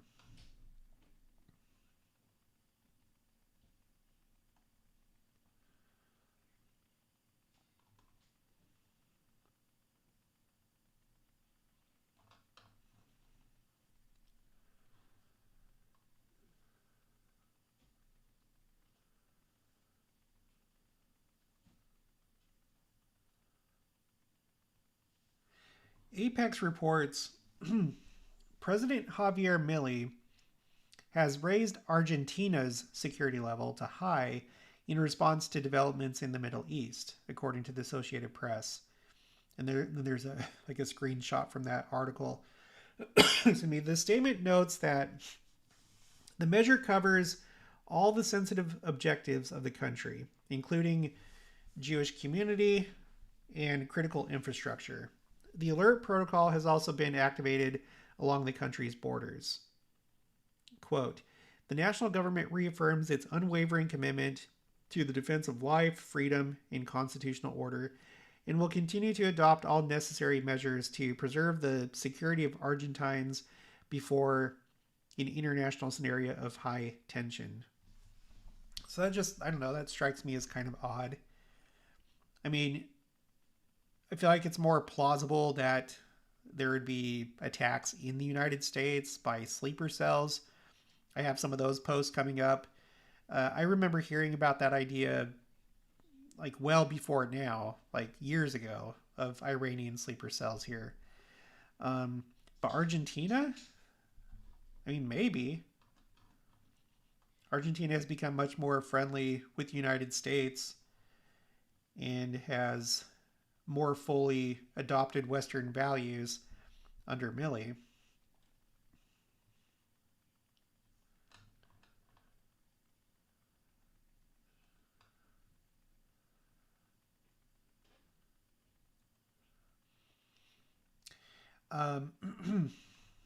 So I'll put this one on the screen. This is from California Governor's Office of Emergency Services, probably is what the rest of that is. California is closely monitoring the evolving situation in Iran and the surrounding region. Our Homeland Security and emergency management teams are working with federal partners to prepare for any impacts here at home. So I take that to mean sleeper cells. I don't know if like Iran would have any way of like attacking us, like sending missiles here. I don't think that they do something like that.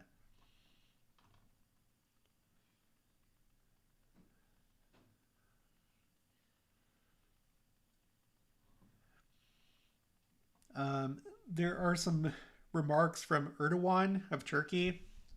There's a video on Mario Nafal's account. Erdogan just spoke out about the war with Iran and said enough is enough. No more blood needs to be shed, and the region can't handle any more pain. So all actors, especially the Islamic world, have to step up and take urgent action right now. Well, I mean, like, what action can they take? I think there have been some countries that have told the United States that they can't use their airspace uh, for this operation. But what else can they do?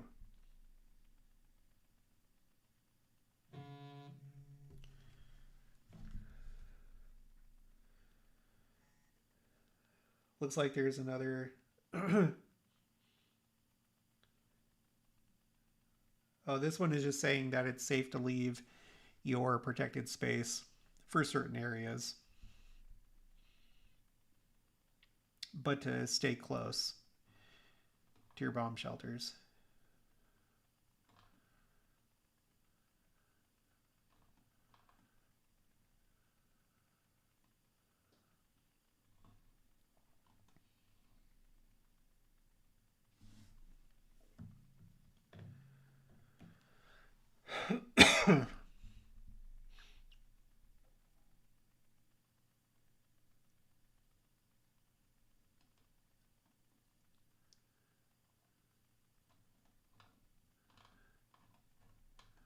According to this interview with Karen Fourth Sixth, or sorry, Karen for the Sixth, an interview with Mariana Fall, the total closure of the Strait of Hormuz has caught Trump completely off guard. There's no warning and no escalation ladder anymore. Iran has changed the rules of the game, while Bahrain's alarm sirens scream in the background.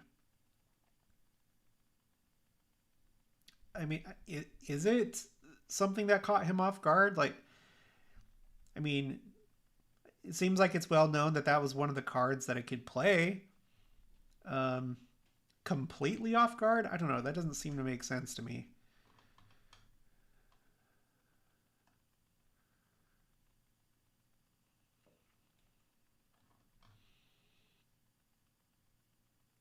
Okay, here's one that I wanted to share. This is from Fox News. FBI counterterrorism counterintelligence teams are now on elevated alert nationwide after Iran strikes. FBI official tells Fox News. And here it is right here. So, again, I said this earlier in the stream. I would be really careful with whatever your plans are while this is going on. I personally, not that I have anything planned, but if anything comes up where there's like a large gathering, I'm not talking about church, I'm just talking about like big public events, I probably wouldn't go. Not while this is going on. So we just heard from the state of California on their X account, and then this is from the FBI. The FBI's counterterrorism and counterintelligence teams. Please pray for protection. If you have to go to some kind of event, I would pray about it first. I really would. And be careful. We still got to live our life, but maybe just for the time being, it may not be worth risking something happening to you.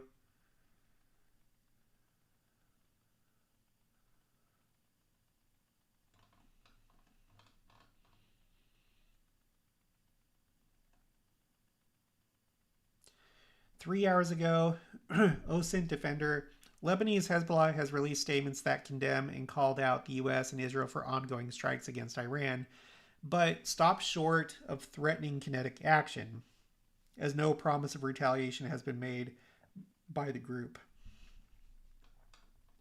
Well, that's the thing. I mean, maybe they want the element of surprise. Maybe they want to make it seem like they're not going to do anything. And then suddenly, all of a sudden, they do. What if they have their own moves where they're coordinating with Iran and it's like on this particular day at this particular time, we're going to do like a massive attack all at the same time.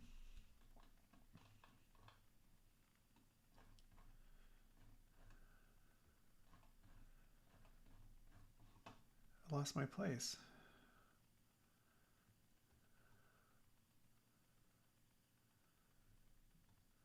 Oh, well, we're actually at the top anyway.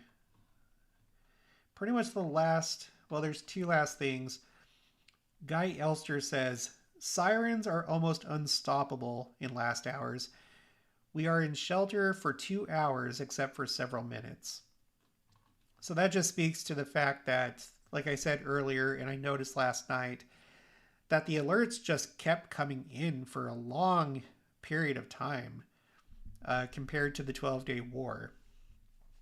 And I was trying to figure out if it was just me, if I was misperceiving the situation, or if it was out of the ordinary. Well, there's several posts that seem to indicate that I was right, that it was out of the ordinary. That would be pretty frustrating to be in a shelter for 2 hours, except for several minutes. And then 3 hours ago, according to BRICS News, Russia and China call for emergency United Nations Security Council meeting following events in Iran.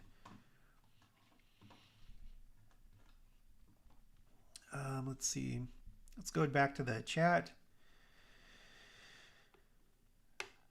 Hey Jared, do you think that this will lead up to having other countries join in to help Iran? I have no idea. I don't think right now because um, if you have plans like that, then uh, you can't really do it in secret. Uh, we have satellites and we have intelligence networks that are able to detect when a country is starting to do something. So I think it would probably make news before it actually happened. And it doesn't seem like there's anything going on right now. Earlier on, I was talking about the fact that maybe if we're successful with Iran and the regime is toppled, then maybe there'd be some kind of revenge strike on Israel. Like maybe China, Russia, or somebody would find some kind of justification to attack Israel and, fire missiles at it or something. I don't know. Um, the raw chill says, I do believe this is where we are. Wars and Rumors of Wars section of Doctrine and Covenants. Notice it says when it starts, it won't end till the consumption decree makes an end of all nations. Is the video okay? I just got a message saying that the video may not be smooth. Let me know if I'm coming through okay, if you don't mind. We have Cabria here with Will You Walk with Jesus? Hello, I'm on pins and needles all day. Sleeper cells seem highly likely. If you guys can hear me, make sure to subscribe to Will You Walk with Jesus. I recently interviewed her. Let me know in the chat if you can hear me. I'm getting a message saying that the quality of the stream is poor.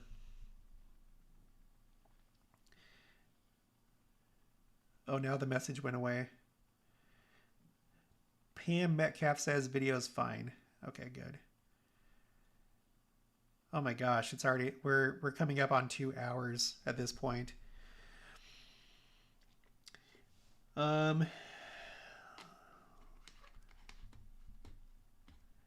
Camille Berry says, I just had to get off and come back in. Just ignore it. Because, like, the sound was choppy, I guess. Cabria says, it was buffering. Clean now. Okay, good. Good. Janet says to Cabria, hello, Will You Walk with Jesus? I just got done watching your video last night after I came back from the temple. Yeah, everyone make sure to subscribe to Will You Walk with Jesus. And then we also have Camille Berry. She's in the chat, so make sure to subscribe to her channel.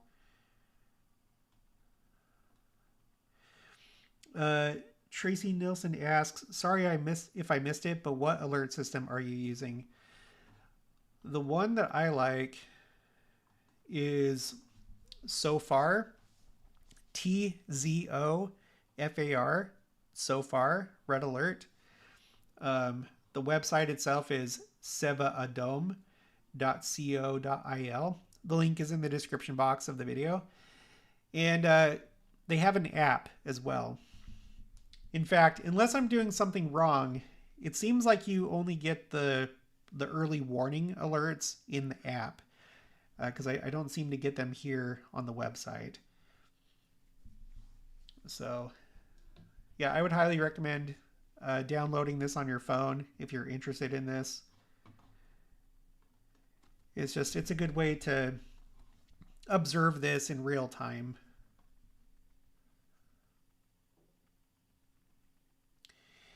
Onan Dagus says, just hopped on. A quick catch up would be appreciated. Thank you for all the work you do. Well, I'm actually probably going to get off here in just a second, so I'm sorry, but you should be able to rewind and watch earlier in the stream. There doesn't seem to be a lot of updates coming in right now.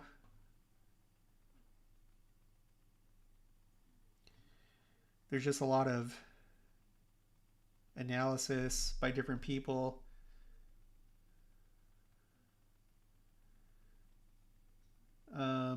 26 minutes ago, the Islamic resistance in Iraq, a collection of nearly all Iranian-backed proxy groups in Iraq, has announced that they launched 16 separate drone attacks today against American bases in the country and across the Middle East, with reports of an attack earlier on the Victory Base complex near Baghdad International Airport. I think that's that same group that we were reading about earlier.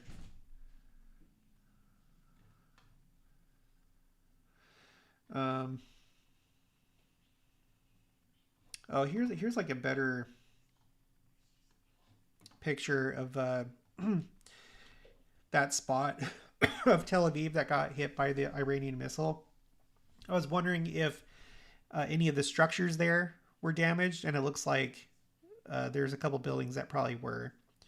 In the other video, all you really saw was smoke and cars and a hint that the buildings in the background were damaged, but this one clearly shows it.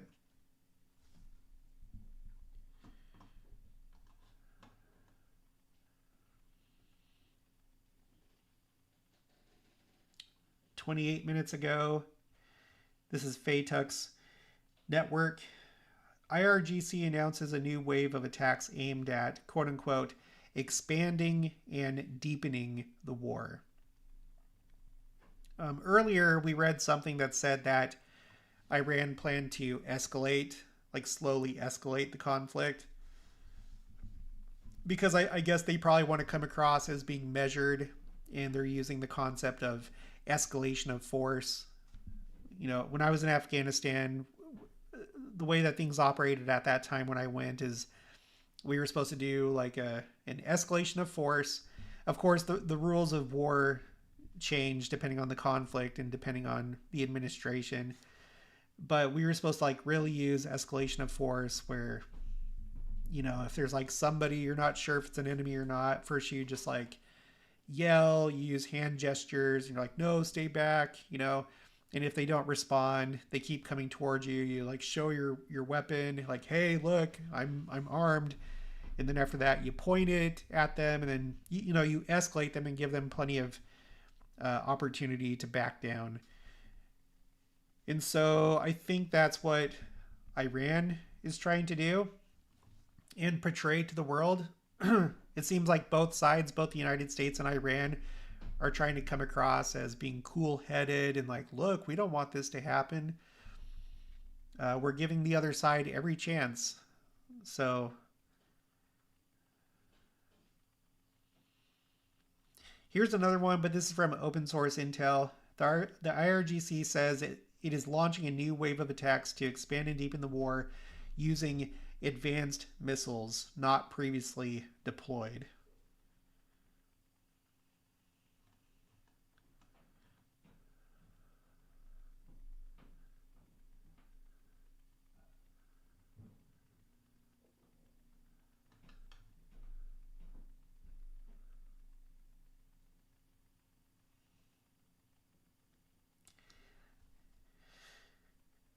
CNN update. Tehran is prepared, quote unquote, for a long war, Iranian source says.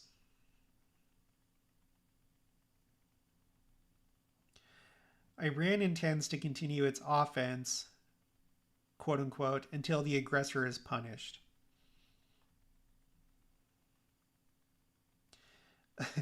No significant damage has been done to Iran's missile and defense capabilities. And Iran has prepared itself for a long war. Yeah, okay. No significant damage. Yeah. At least 16 wounded in Tel Aviv. 3 are in serious or critical condition.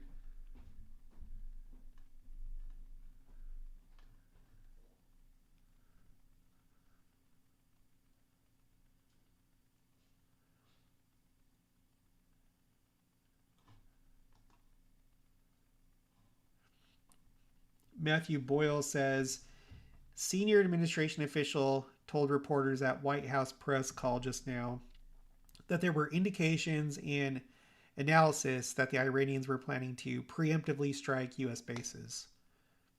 as they've done after the U.S. and Israeli strikes. And instead, the president decided to go first.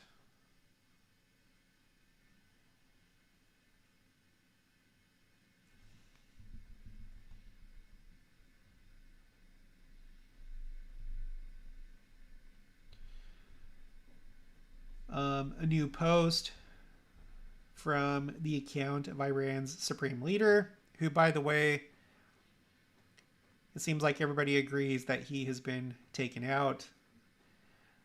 But, you know, they posted this image. Like a symbolic image of somebody holding a sword, but it's obviously these are like the missiles coming down and striking Israel.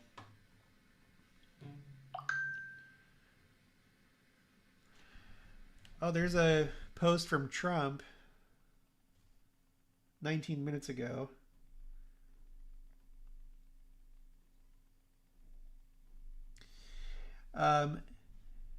Khamenei, one of the most evil people in history, is dead. This is not only justice for the people of Iran.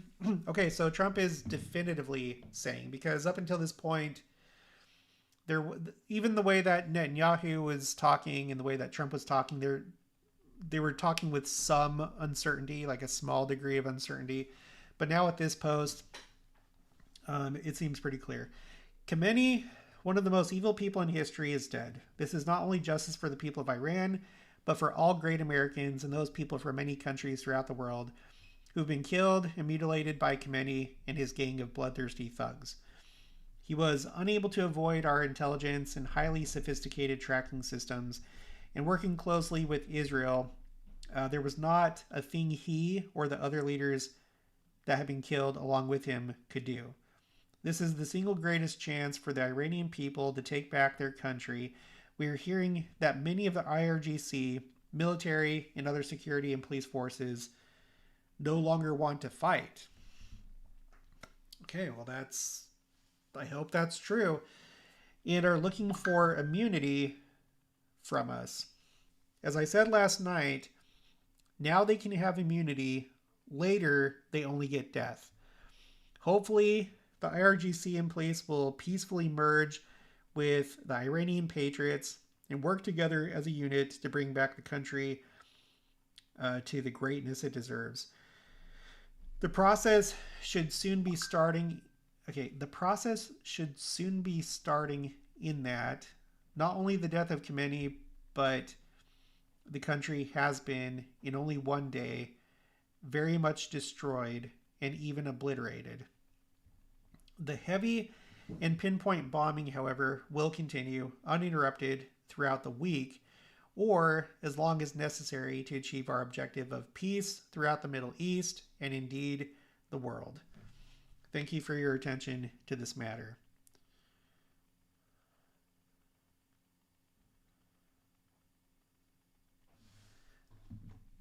Hold on, Mindy's sending me a text. I want to see what she's saying here. She may have an interesting observation. She's telling me to look at Revelation chapter 9, 16. Revelation chapter 9. The chapter heading says, John also sees the wars and plagues poured out during the seventh seal and before the Lord comes. So I tend to think that we're in the seventh seal and just before the Lord comes. That's my opinion.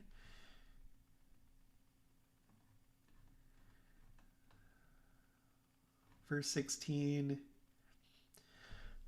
And the number of the army of the horsemen were 200,000, and I heard the number of them.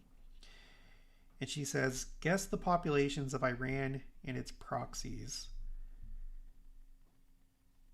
I don't know if it's 200 million. Sorry, hold on. Everyone make sure to subscribe to Temples of Jesus. That's who's texting me right now.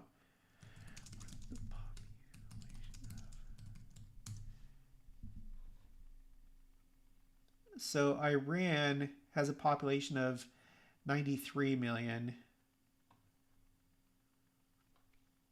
Mindy, if you're watching my live stream, where did you find that total population? She says I checked. I'll send it to you. And are we talking about like Iran, the country, as well as the total number of Hezbollah, the total number of Houthis?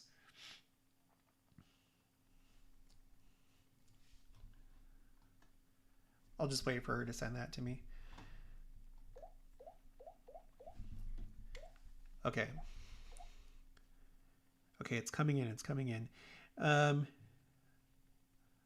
Iran population estimated at 93.1 million. Proxy influence zones, key areas of influence, including Lebanon. Population is approximately equal to 5.3. Iraq, approximately equal to 47 million.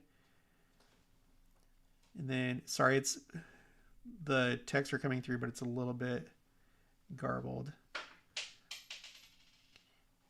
Syria, 24 million. Yemen, 35 million. Let's see. Let me do this. I believe you, Mindy. I believe you. Let me do it like this. I'm going to go to Grok. What is the total population of... I'll do the ones that you mentioned. So, Iran, Lebanon, Syria, Yemen, Iraq,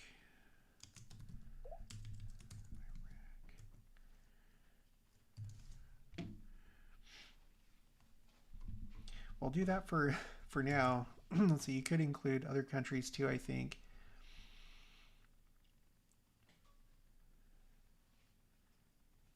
Iran, Lebanon, Syria, Yemen, Iraq. I feel like it shouldn't take this long for Grok to come up with that answer.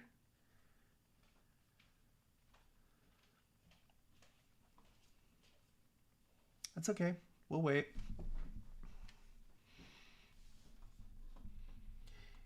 In the meantime, I'm going to repost what Trump said.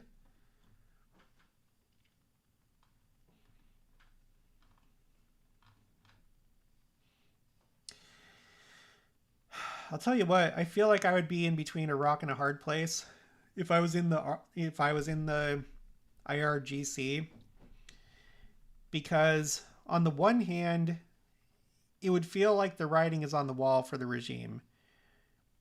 So it's like you're going to act in your own best interest, but there's like maybe some uncertainty, like, well, if the regime does stay in power and I defect, then I'm really in trouble. So it's kind of a big gamble. Mindy is right. Yeah, if you add up, according to Grok, whatever it checked, and I'm sure that these numbers are more or less accurate. If you check the populations of Iran, Lebanon, Syria, Yemen, and Iraq, it adds up to 216 million. And the book of Revelation talks about 200 million.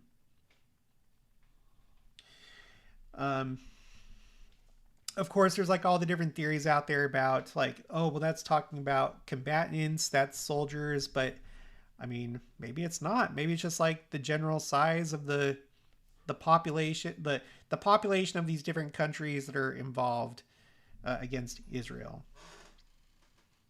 And again, not that the government of Syria is at war with Israel or Lebanon or Iraq, but these are the countries where you have these Iranian proxies. Hezbollah in Lebanon, militias in Syria and Iraq that are backed by Iran, and then the Houthis in Yemen. And of course, they only control a portion of the country, but that is a very interesting observation. So thank you, Mindy, and we'll have to talk soon. Everyone make sure to subscribe to Temples of Jesus. I'm going to pull it up. Temples of Jesus. And I'll do the same thing for Cabria's channel. So here she is, Temples of Jesus. Mindy, she's the one that just texted that to me. Go to more, share channel. And then I will put that in the chat. So Temples of Jesus. There's Mindy. Let's do Cabria. Will you walk with Jesus? While I do this, does anybody have any other insights that you want to share? Put it in the chat. Or if you're watching this afterwards, put it in the comments. Will you walk with Jesus? Okay. The link for her channel is in the chat. We just recently did an interview on my channel, so make sure to check that out. This is Cabria White. She is in Arizona, and Mindy is in California. Here she is right here. This is Cabria. And then, while I'm at it, let's do Camille's channel. Camille Berry. And there is an alert.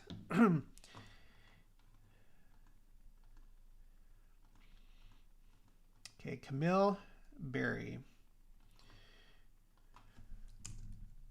Camille Berry. There's that link. So make sure to subscribe to all three of those channels. Really quick. Artsy Journeys says, this might be a dumb question, but when the scriptures talk about stars falling from heaven, could it perhaps also be referring to missiles? Yeah, we've considered that. We've talked about that a few different times. In fact, I think the first time I may have mentioned it on this channel or talked about it seriously was the first time that Iran attacked Israel. And the very first direct attack. If I remember right, that was sometime in 2024. There were videos taken at nighttime at the Temple Mount of Iranian missiles in the skies above Jerusalem. And it looked very apocalyptic. And during the 12-day war, it was even more apocalyptic looking, where literally, if you didn't know what you were looking at, especially if you were an ancient prophet, you'd be like, what?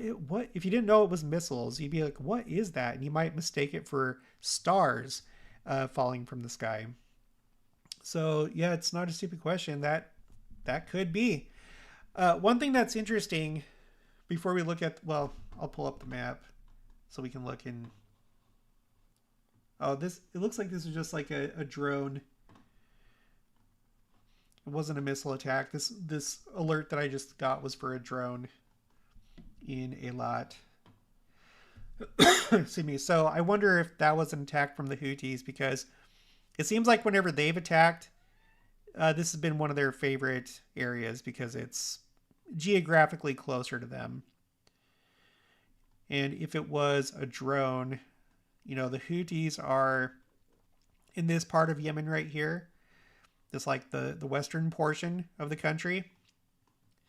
I think they're still in a state of civil war, and the Houthis control that area. But when attacks come from them, it seems like it's usually this like southern part of Israel, but especially Eilat, this like port city here in the northern part of the Gulf of Aqaba. So, okay. Oh, something else just now.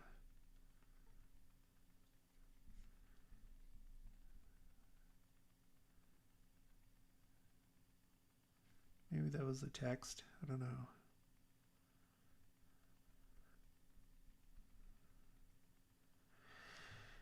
How long am I going to do this live stream for? Am I going to be doing this all day? I don't know. I was about to get off, but and I think I still will. We're at 2 hours, 21 minutes. It's about to be 2 hours and 22 minutes. Let's see. Let me go back to X really quick.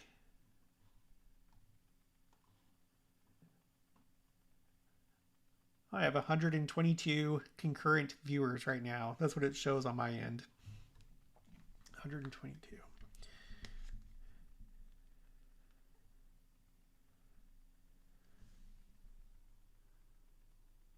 Oh, it just changed to 127. Not that that matters to you guys. Okay, so I'm going to close out of that. The White House posted a picture of Vice President J.D. Vance and cabinet secretaries in the Situation Room.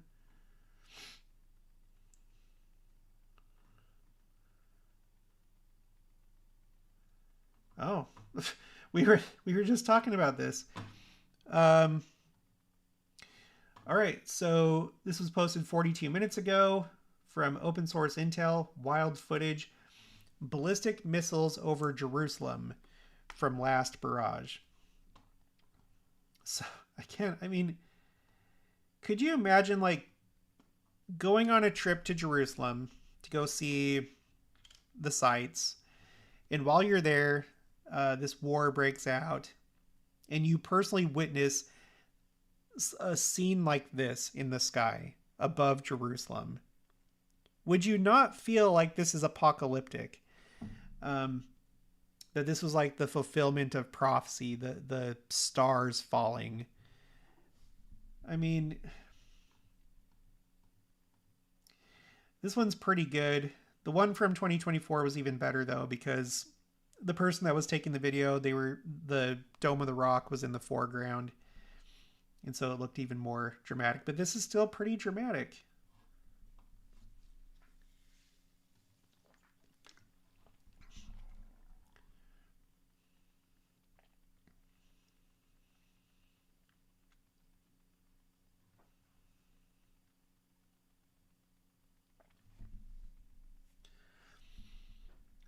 It looks like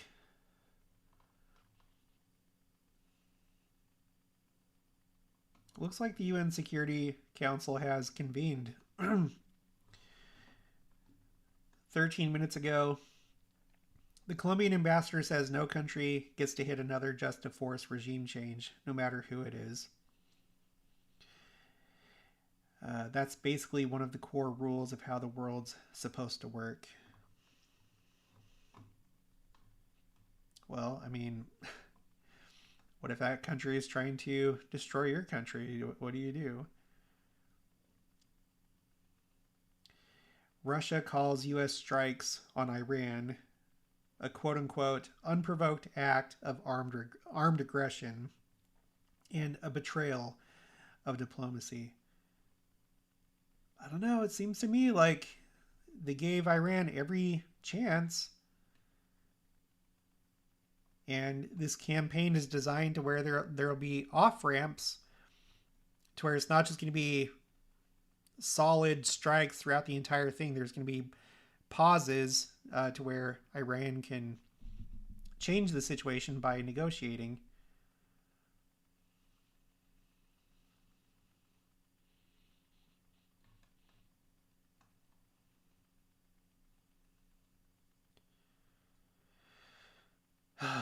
It always pains me to hear news like this from Spain, because that's where I served my mission. And I have ancestry there. My mom's from Portugal, but I have Spanish ancestry too. Spain's far less Prime Minister, Sanchez, spoke against Israel and the U.S. military operation in Iran. Quote, We've enjoyed decades of peace and prosperity that are suddenly being undermined. How is it possible to intervene by bombing hospitals or schools? What? Not bombing hospitals. Okay, we're not going to make this political.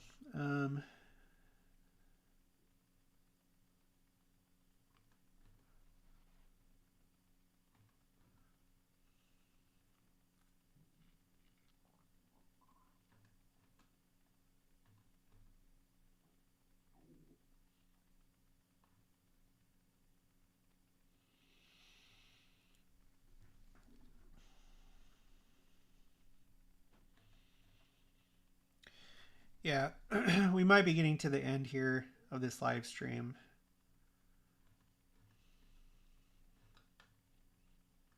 If you have anything to say, now's the time to do it before I end the live stream.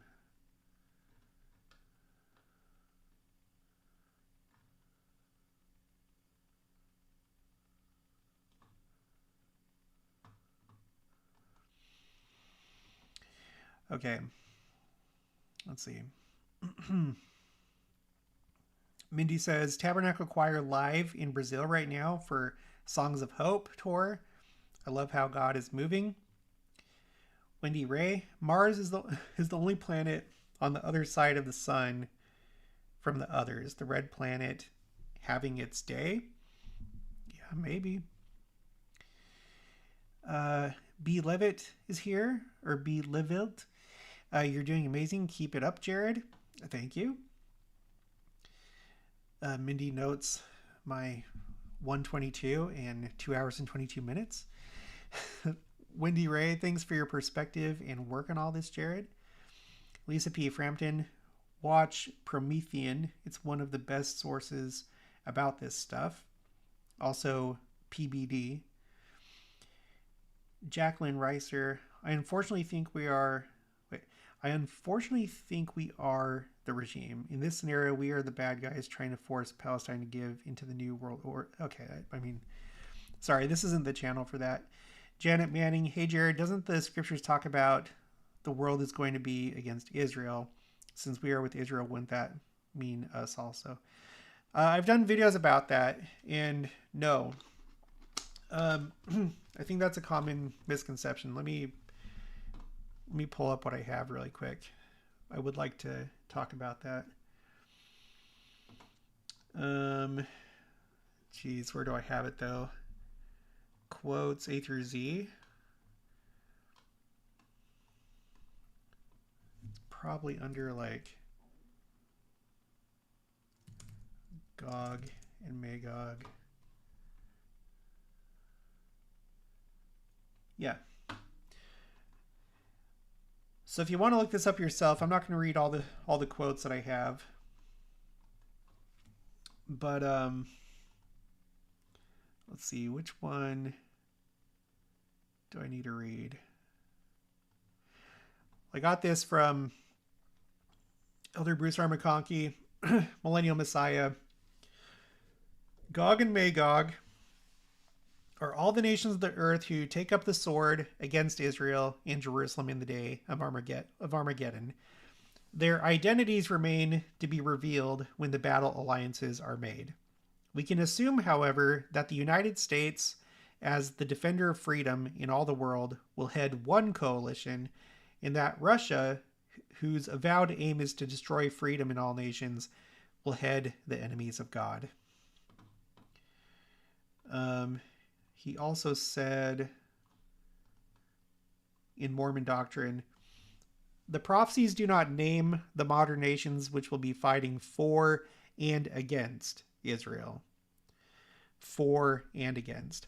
But the designation Gog and Magog is given to the combination of nations which are seeking to overthrow and destroy the remnant of the Lord's chosen seed.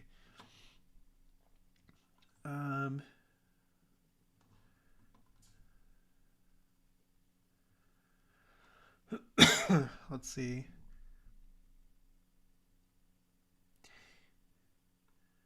The nations that live in the regions round about Jerusalem, so just referring to the region, will gather up like a cloud and cover all that land round about Jerusalem. They will come into the valley of Jehoshaphat, east of Jerusalem, and will lay siege to the city.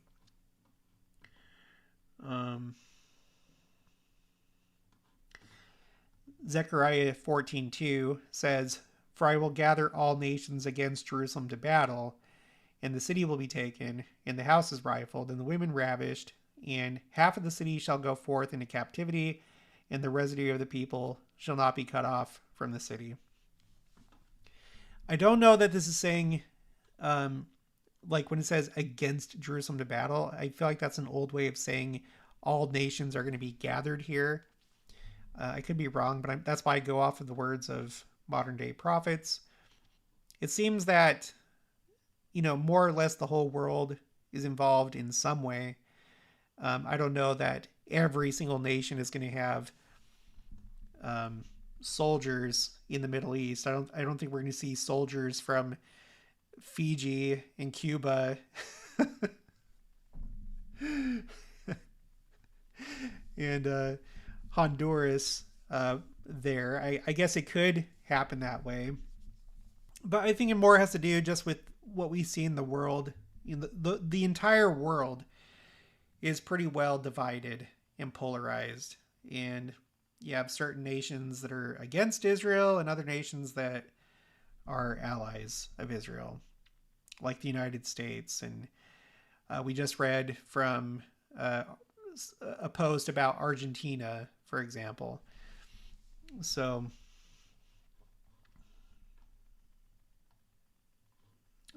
putting it all together, I'm not going to read the rest of the quotes, but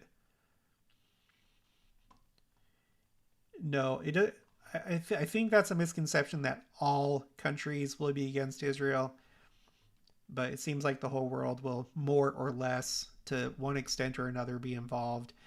And I think that's what you see. We were just looking at the United Nations Security Council. We've seen all the things in the United Nations before this point when it comes to Israel. Not everything has to be conventional warfare. Other things can be economic and political. I think it was South Africa that went to the World Court to charge Israel in war crimes during the war with Hamas. So, yeah.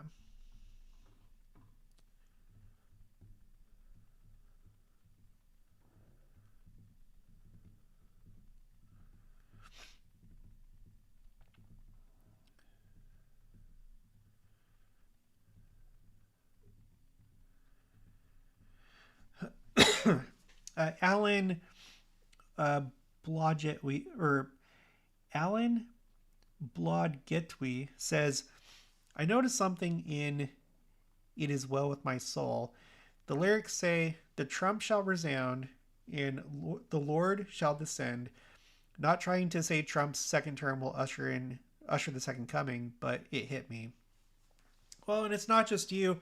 When I started my channel, that was around the time of, well, I mean, let's see, when it was now in Biden's term, but I had been watching YouTube for a while before that, for a few years before that.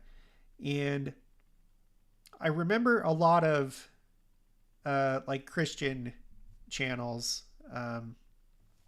making that connection that we now had a president named Trump, and it made them think about all the trumpets in the Bible, especially the book of Revelation. They went so far as to say, like, here you had President Trump and his vice president Pence, and you put Trump and Pence together, it sounds like trumpets. Even Trump Vance still kind of sounds like trumpets a little bit. And I don't think that it's silly, and I don't think that it's coincidence. I don't think it's necessarily prophecy, but I think the Lord puts his signature in many different places so that he can communicate things. And for some of us, it's like, yeah, this is probably a sign of the times. It's just a little indication that this is a president to pay attention to, because maybe during his presidency, we're going to see Gog and Magog and Armageddon in the second coming, or maybe shortly thereafter. Um, let's see. Jacqueline Reiser, thank you for the Millennial Messiah quotes. That was very helpful. Janet Manning, thank you, Jared. Again, I will check that video out. You have a lot of videos. I can't remember everything. Oh, I know. Nobody can. And I certainly can't. That's why I have to do my spreadsheets. That's the only way to do it. And even then, they're incomplete. I've been working on these things for like full time for 4.5 years, and there's still so much more to research. And I know that not everything is on there. That's why it's like you try and put together a checklist, you try and put together a timeline, you try and figure out the future, but there's so many things to consider. It's almost like I wouldn't say it's a waste of time, but I think there's much more value in just listening to our modern day prophets and apostles and see how they interpret things, and just watch and be flexible and just let this play out. We don't have to guess the right answer as to exactly who's going to attack Israel, what it's going to look like, what are the two witnesses going to look like. I think it's good to ponder those things. Um, and also, when we speculate, make sure that we put it in that box and be like, well, this is just a speculation rather than making it our main belief. And just wait, just wait and see how things. Oh my gosh, wait and see how things actually play out. Lisa P. Frampton, Christianity is one of the fastest growing religions in Iran. These people are Israelites. I'm so hopeful for the gospel of Jesus Christ to be shared in Iran. This is a doorway to that. Let's see. Gregory says, so it was not prophesied. What about all nations being against Israel? No, I don't believe so. Because like there's like the idea of Jehoshaphat. This is something that I've seen the Jews talk about when they're looking at Zechariah, the Jehoshaphat, the Valley of Decision. It's basically, are you going to be for or against Israel? And in our church, we wouldn't strictly look at it that way. Like it could be partially that, like which countries are against Israel and which countries are for it. But more importantly, the Valley of Decision for us personally, are we going to be righteous or are we going to be wicked? Are we going to be worthy to move on into the millennium, or are we going to be classed among the wicked and destroyed when Christ comes? So there's like a couple layers to that. But the idea that it's not every country against Israel, although everybody will be involved in some way. Nate Sheltree Music. The gospel is beginning to take root in the Islamic parts of the world. We have congregations in Bahrain and United Arab Emirates. Yeah, I think you're right. I've seen lots of different like articles and people talking about things like that. Julie Engel, your spreadsheets are great to look at when viewing topics from different church leaders. Thank you.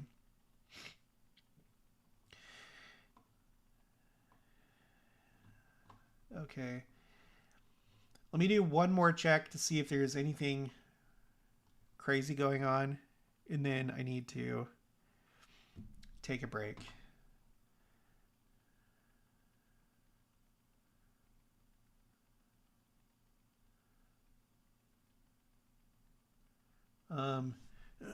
Marina Fall. The IRGC is reportedly trying to install a new supreme leader illegally. Iran's constitution requires the assembly of experts to select a successor, a deliberative body, a theological process, legitimacy through clerical consensus. The IRGC wants it done in hours. Their guy, their choice, no process. This is exactly what the CIA warned about. The next few hours inside Tehran will determine whether Iran gets a military junta or a revolution.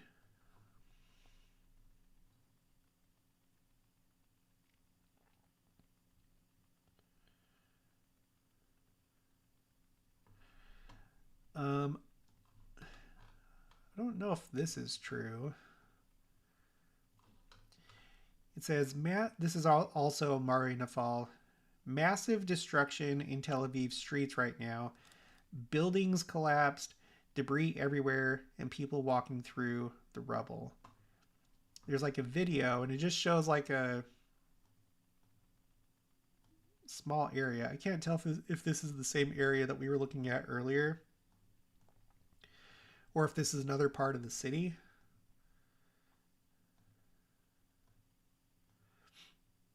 But it seems like, from what I can tell, it seems like there's only one area that was actually impacted by in Iranian missile. Oh, this right here is kind of interesting. I'm sure you've seen this before, either in movies or documentaries. The Burj Al Arab, an iconic luxury 5-star hotel in Dubai, is currently on fire after being struck by a one-way attack drone in the most recent wave of attacks by Iran against the United Arab Emirates. You've seen this before, right? This like building that kind of looks like a like a like a ship, like the sail of a ship. It is iconic. It's like a landmark.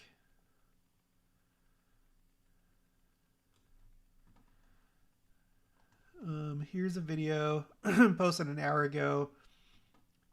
New bombing on the American base in Bahrain.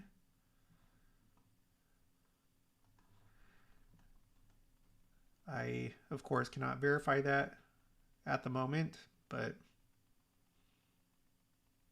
that's potentially true.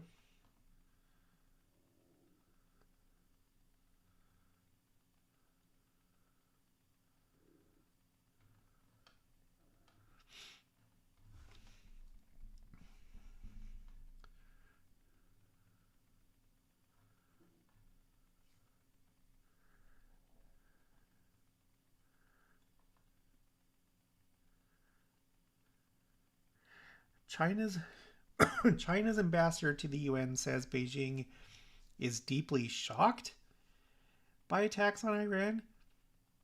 Really? Deeply shocked. Um, what did you think was what did you think was going to happen? I feel like I've seen this coming from years and decades away, that eventually this was going to happen. I feel like everybody was on the same page with that. It's been years and decades in the making.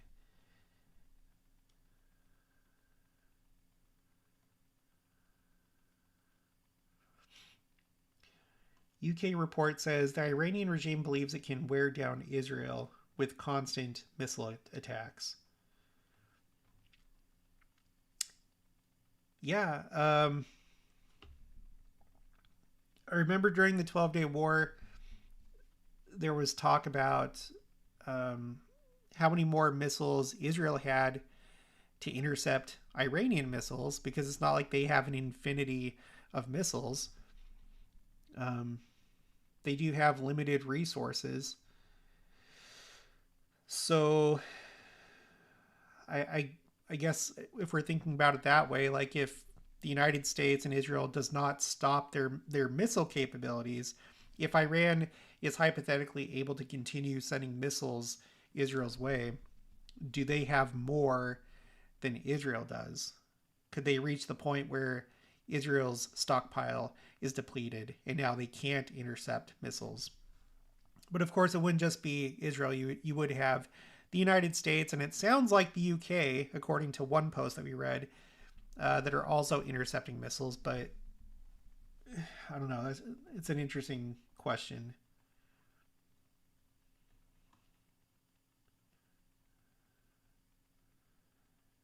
I-24 News says Tel Aviv missile strike. Woman pronounced dead. 15 others wounded.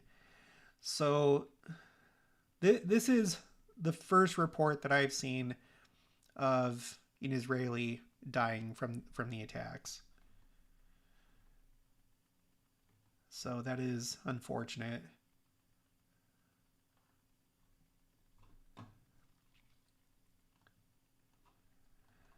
Oh, okay, Jared, we gotta step away at some point. Gotta eat lunch.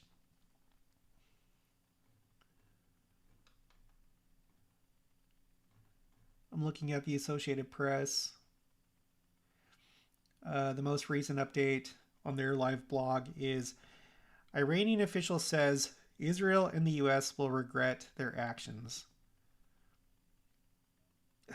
Okay.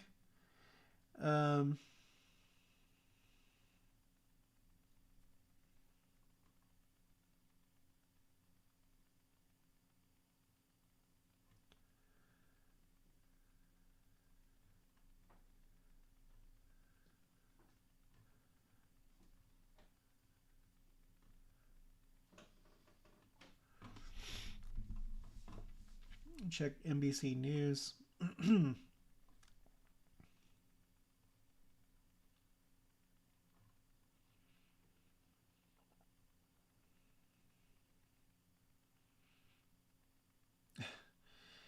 Protesters gather at New York's Times Square to protest the strikes by the United States and Israel, of course.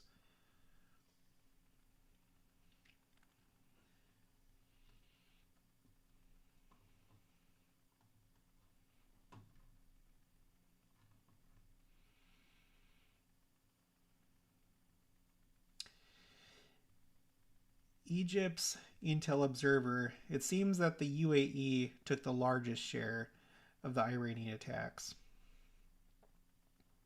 The UAE Ministry of Defense says it intercepted 137 ballistic missiles and 209 drones. That's a lot.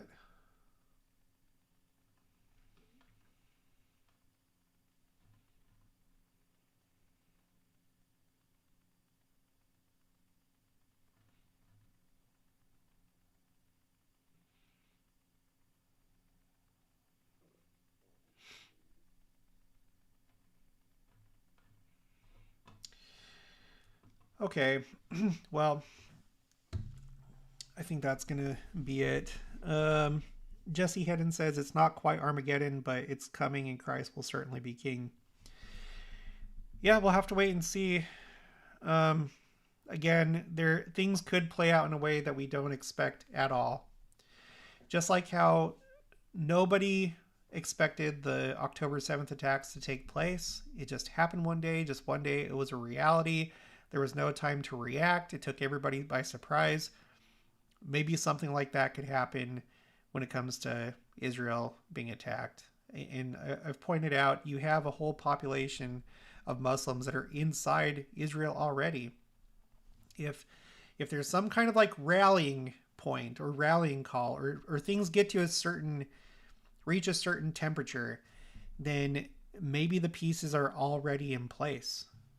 Maybe there's just like extreme violence that breaks out in Israel, where they have some kind of advantage. What if, through this conflict, the Israeli military gets worn down, demoralized, depleted, and the Muslims in the surrounding regions and in Israel become motivated, and they see Israel getting weaker and weaker. There's just like any number of things that could happen. So I think we should just wait and watch and be flexible. But I feel like anytime that there's any sort of conflict with Israel, whether it's big or small, it's a good time to like maybe just really take inventory of your life and make sure that you're good with the Lord. Make sure that you have a temple recommend. Make sure that you're going to the temple. Make sure that you're on the covenant path.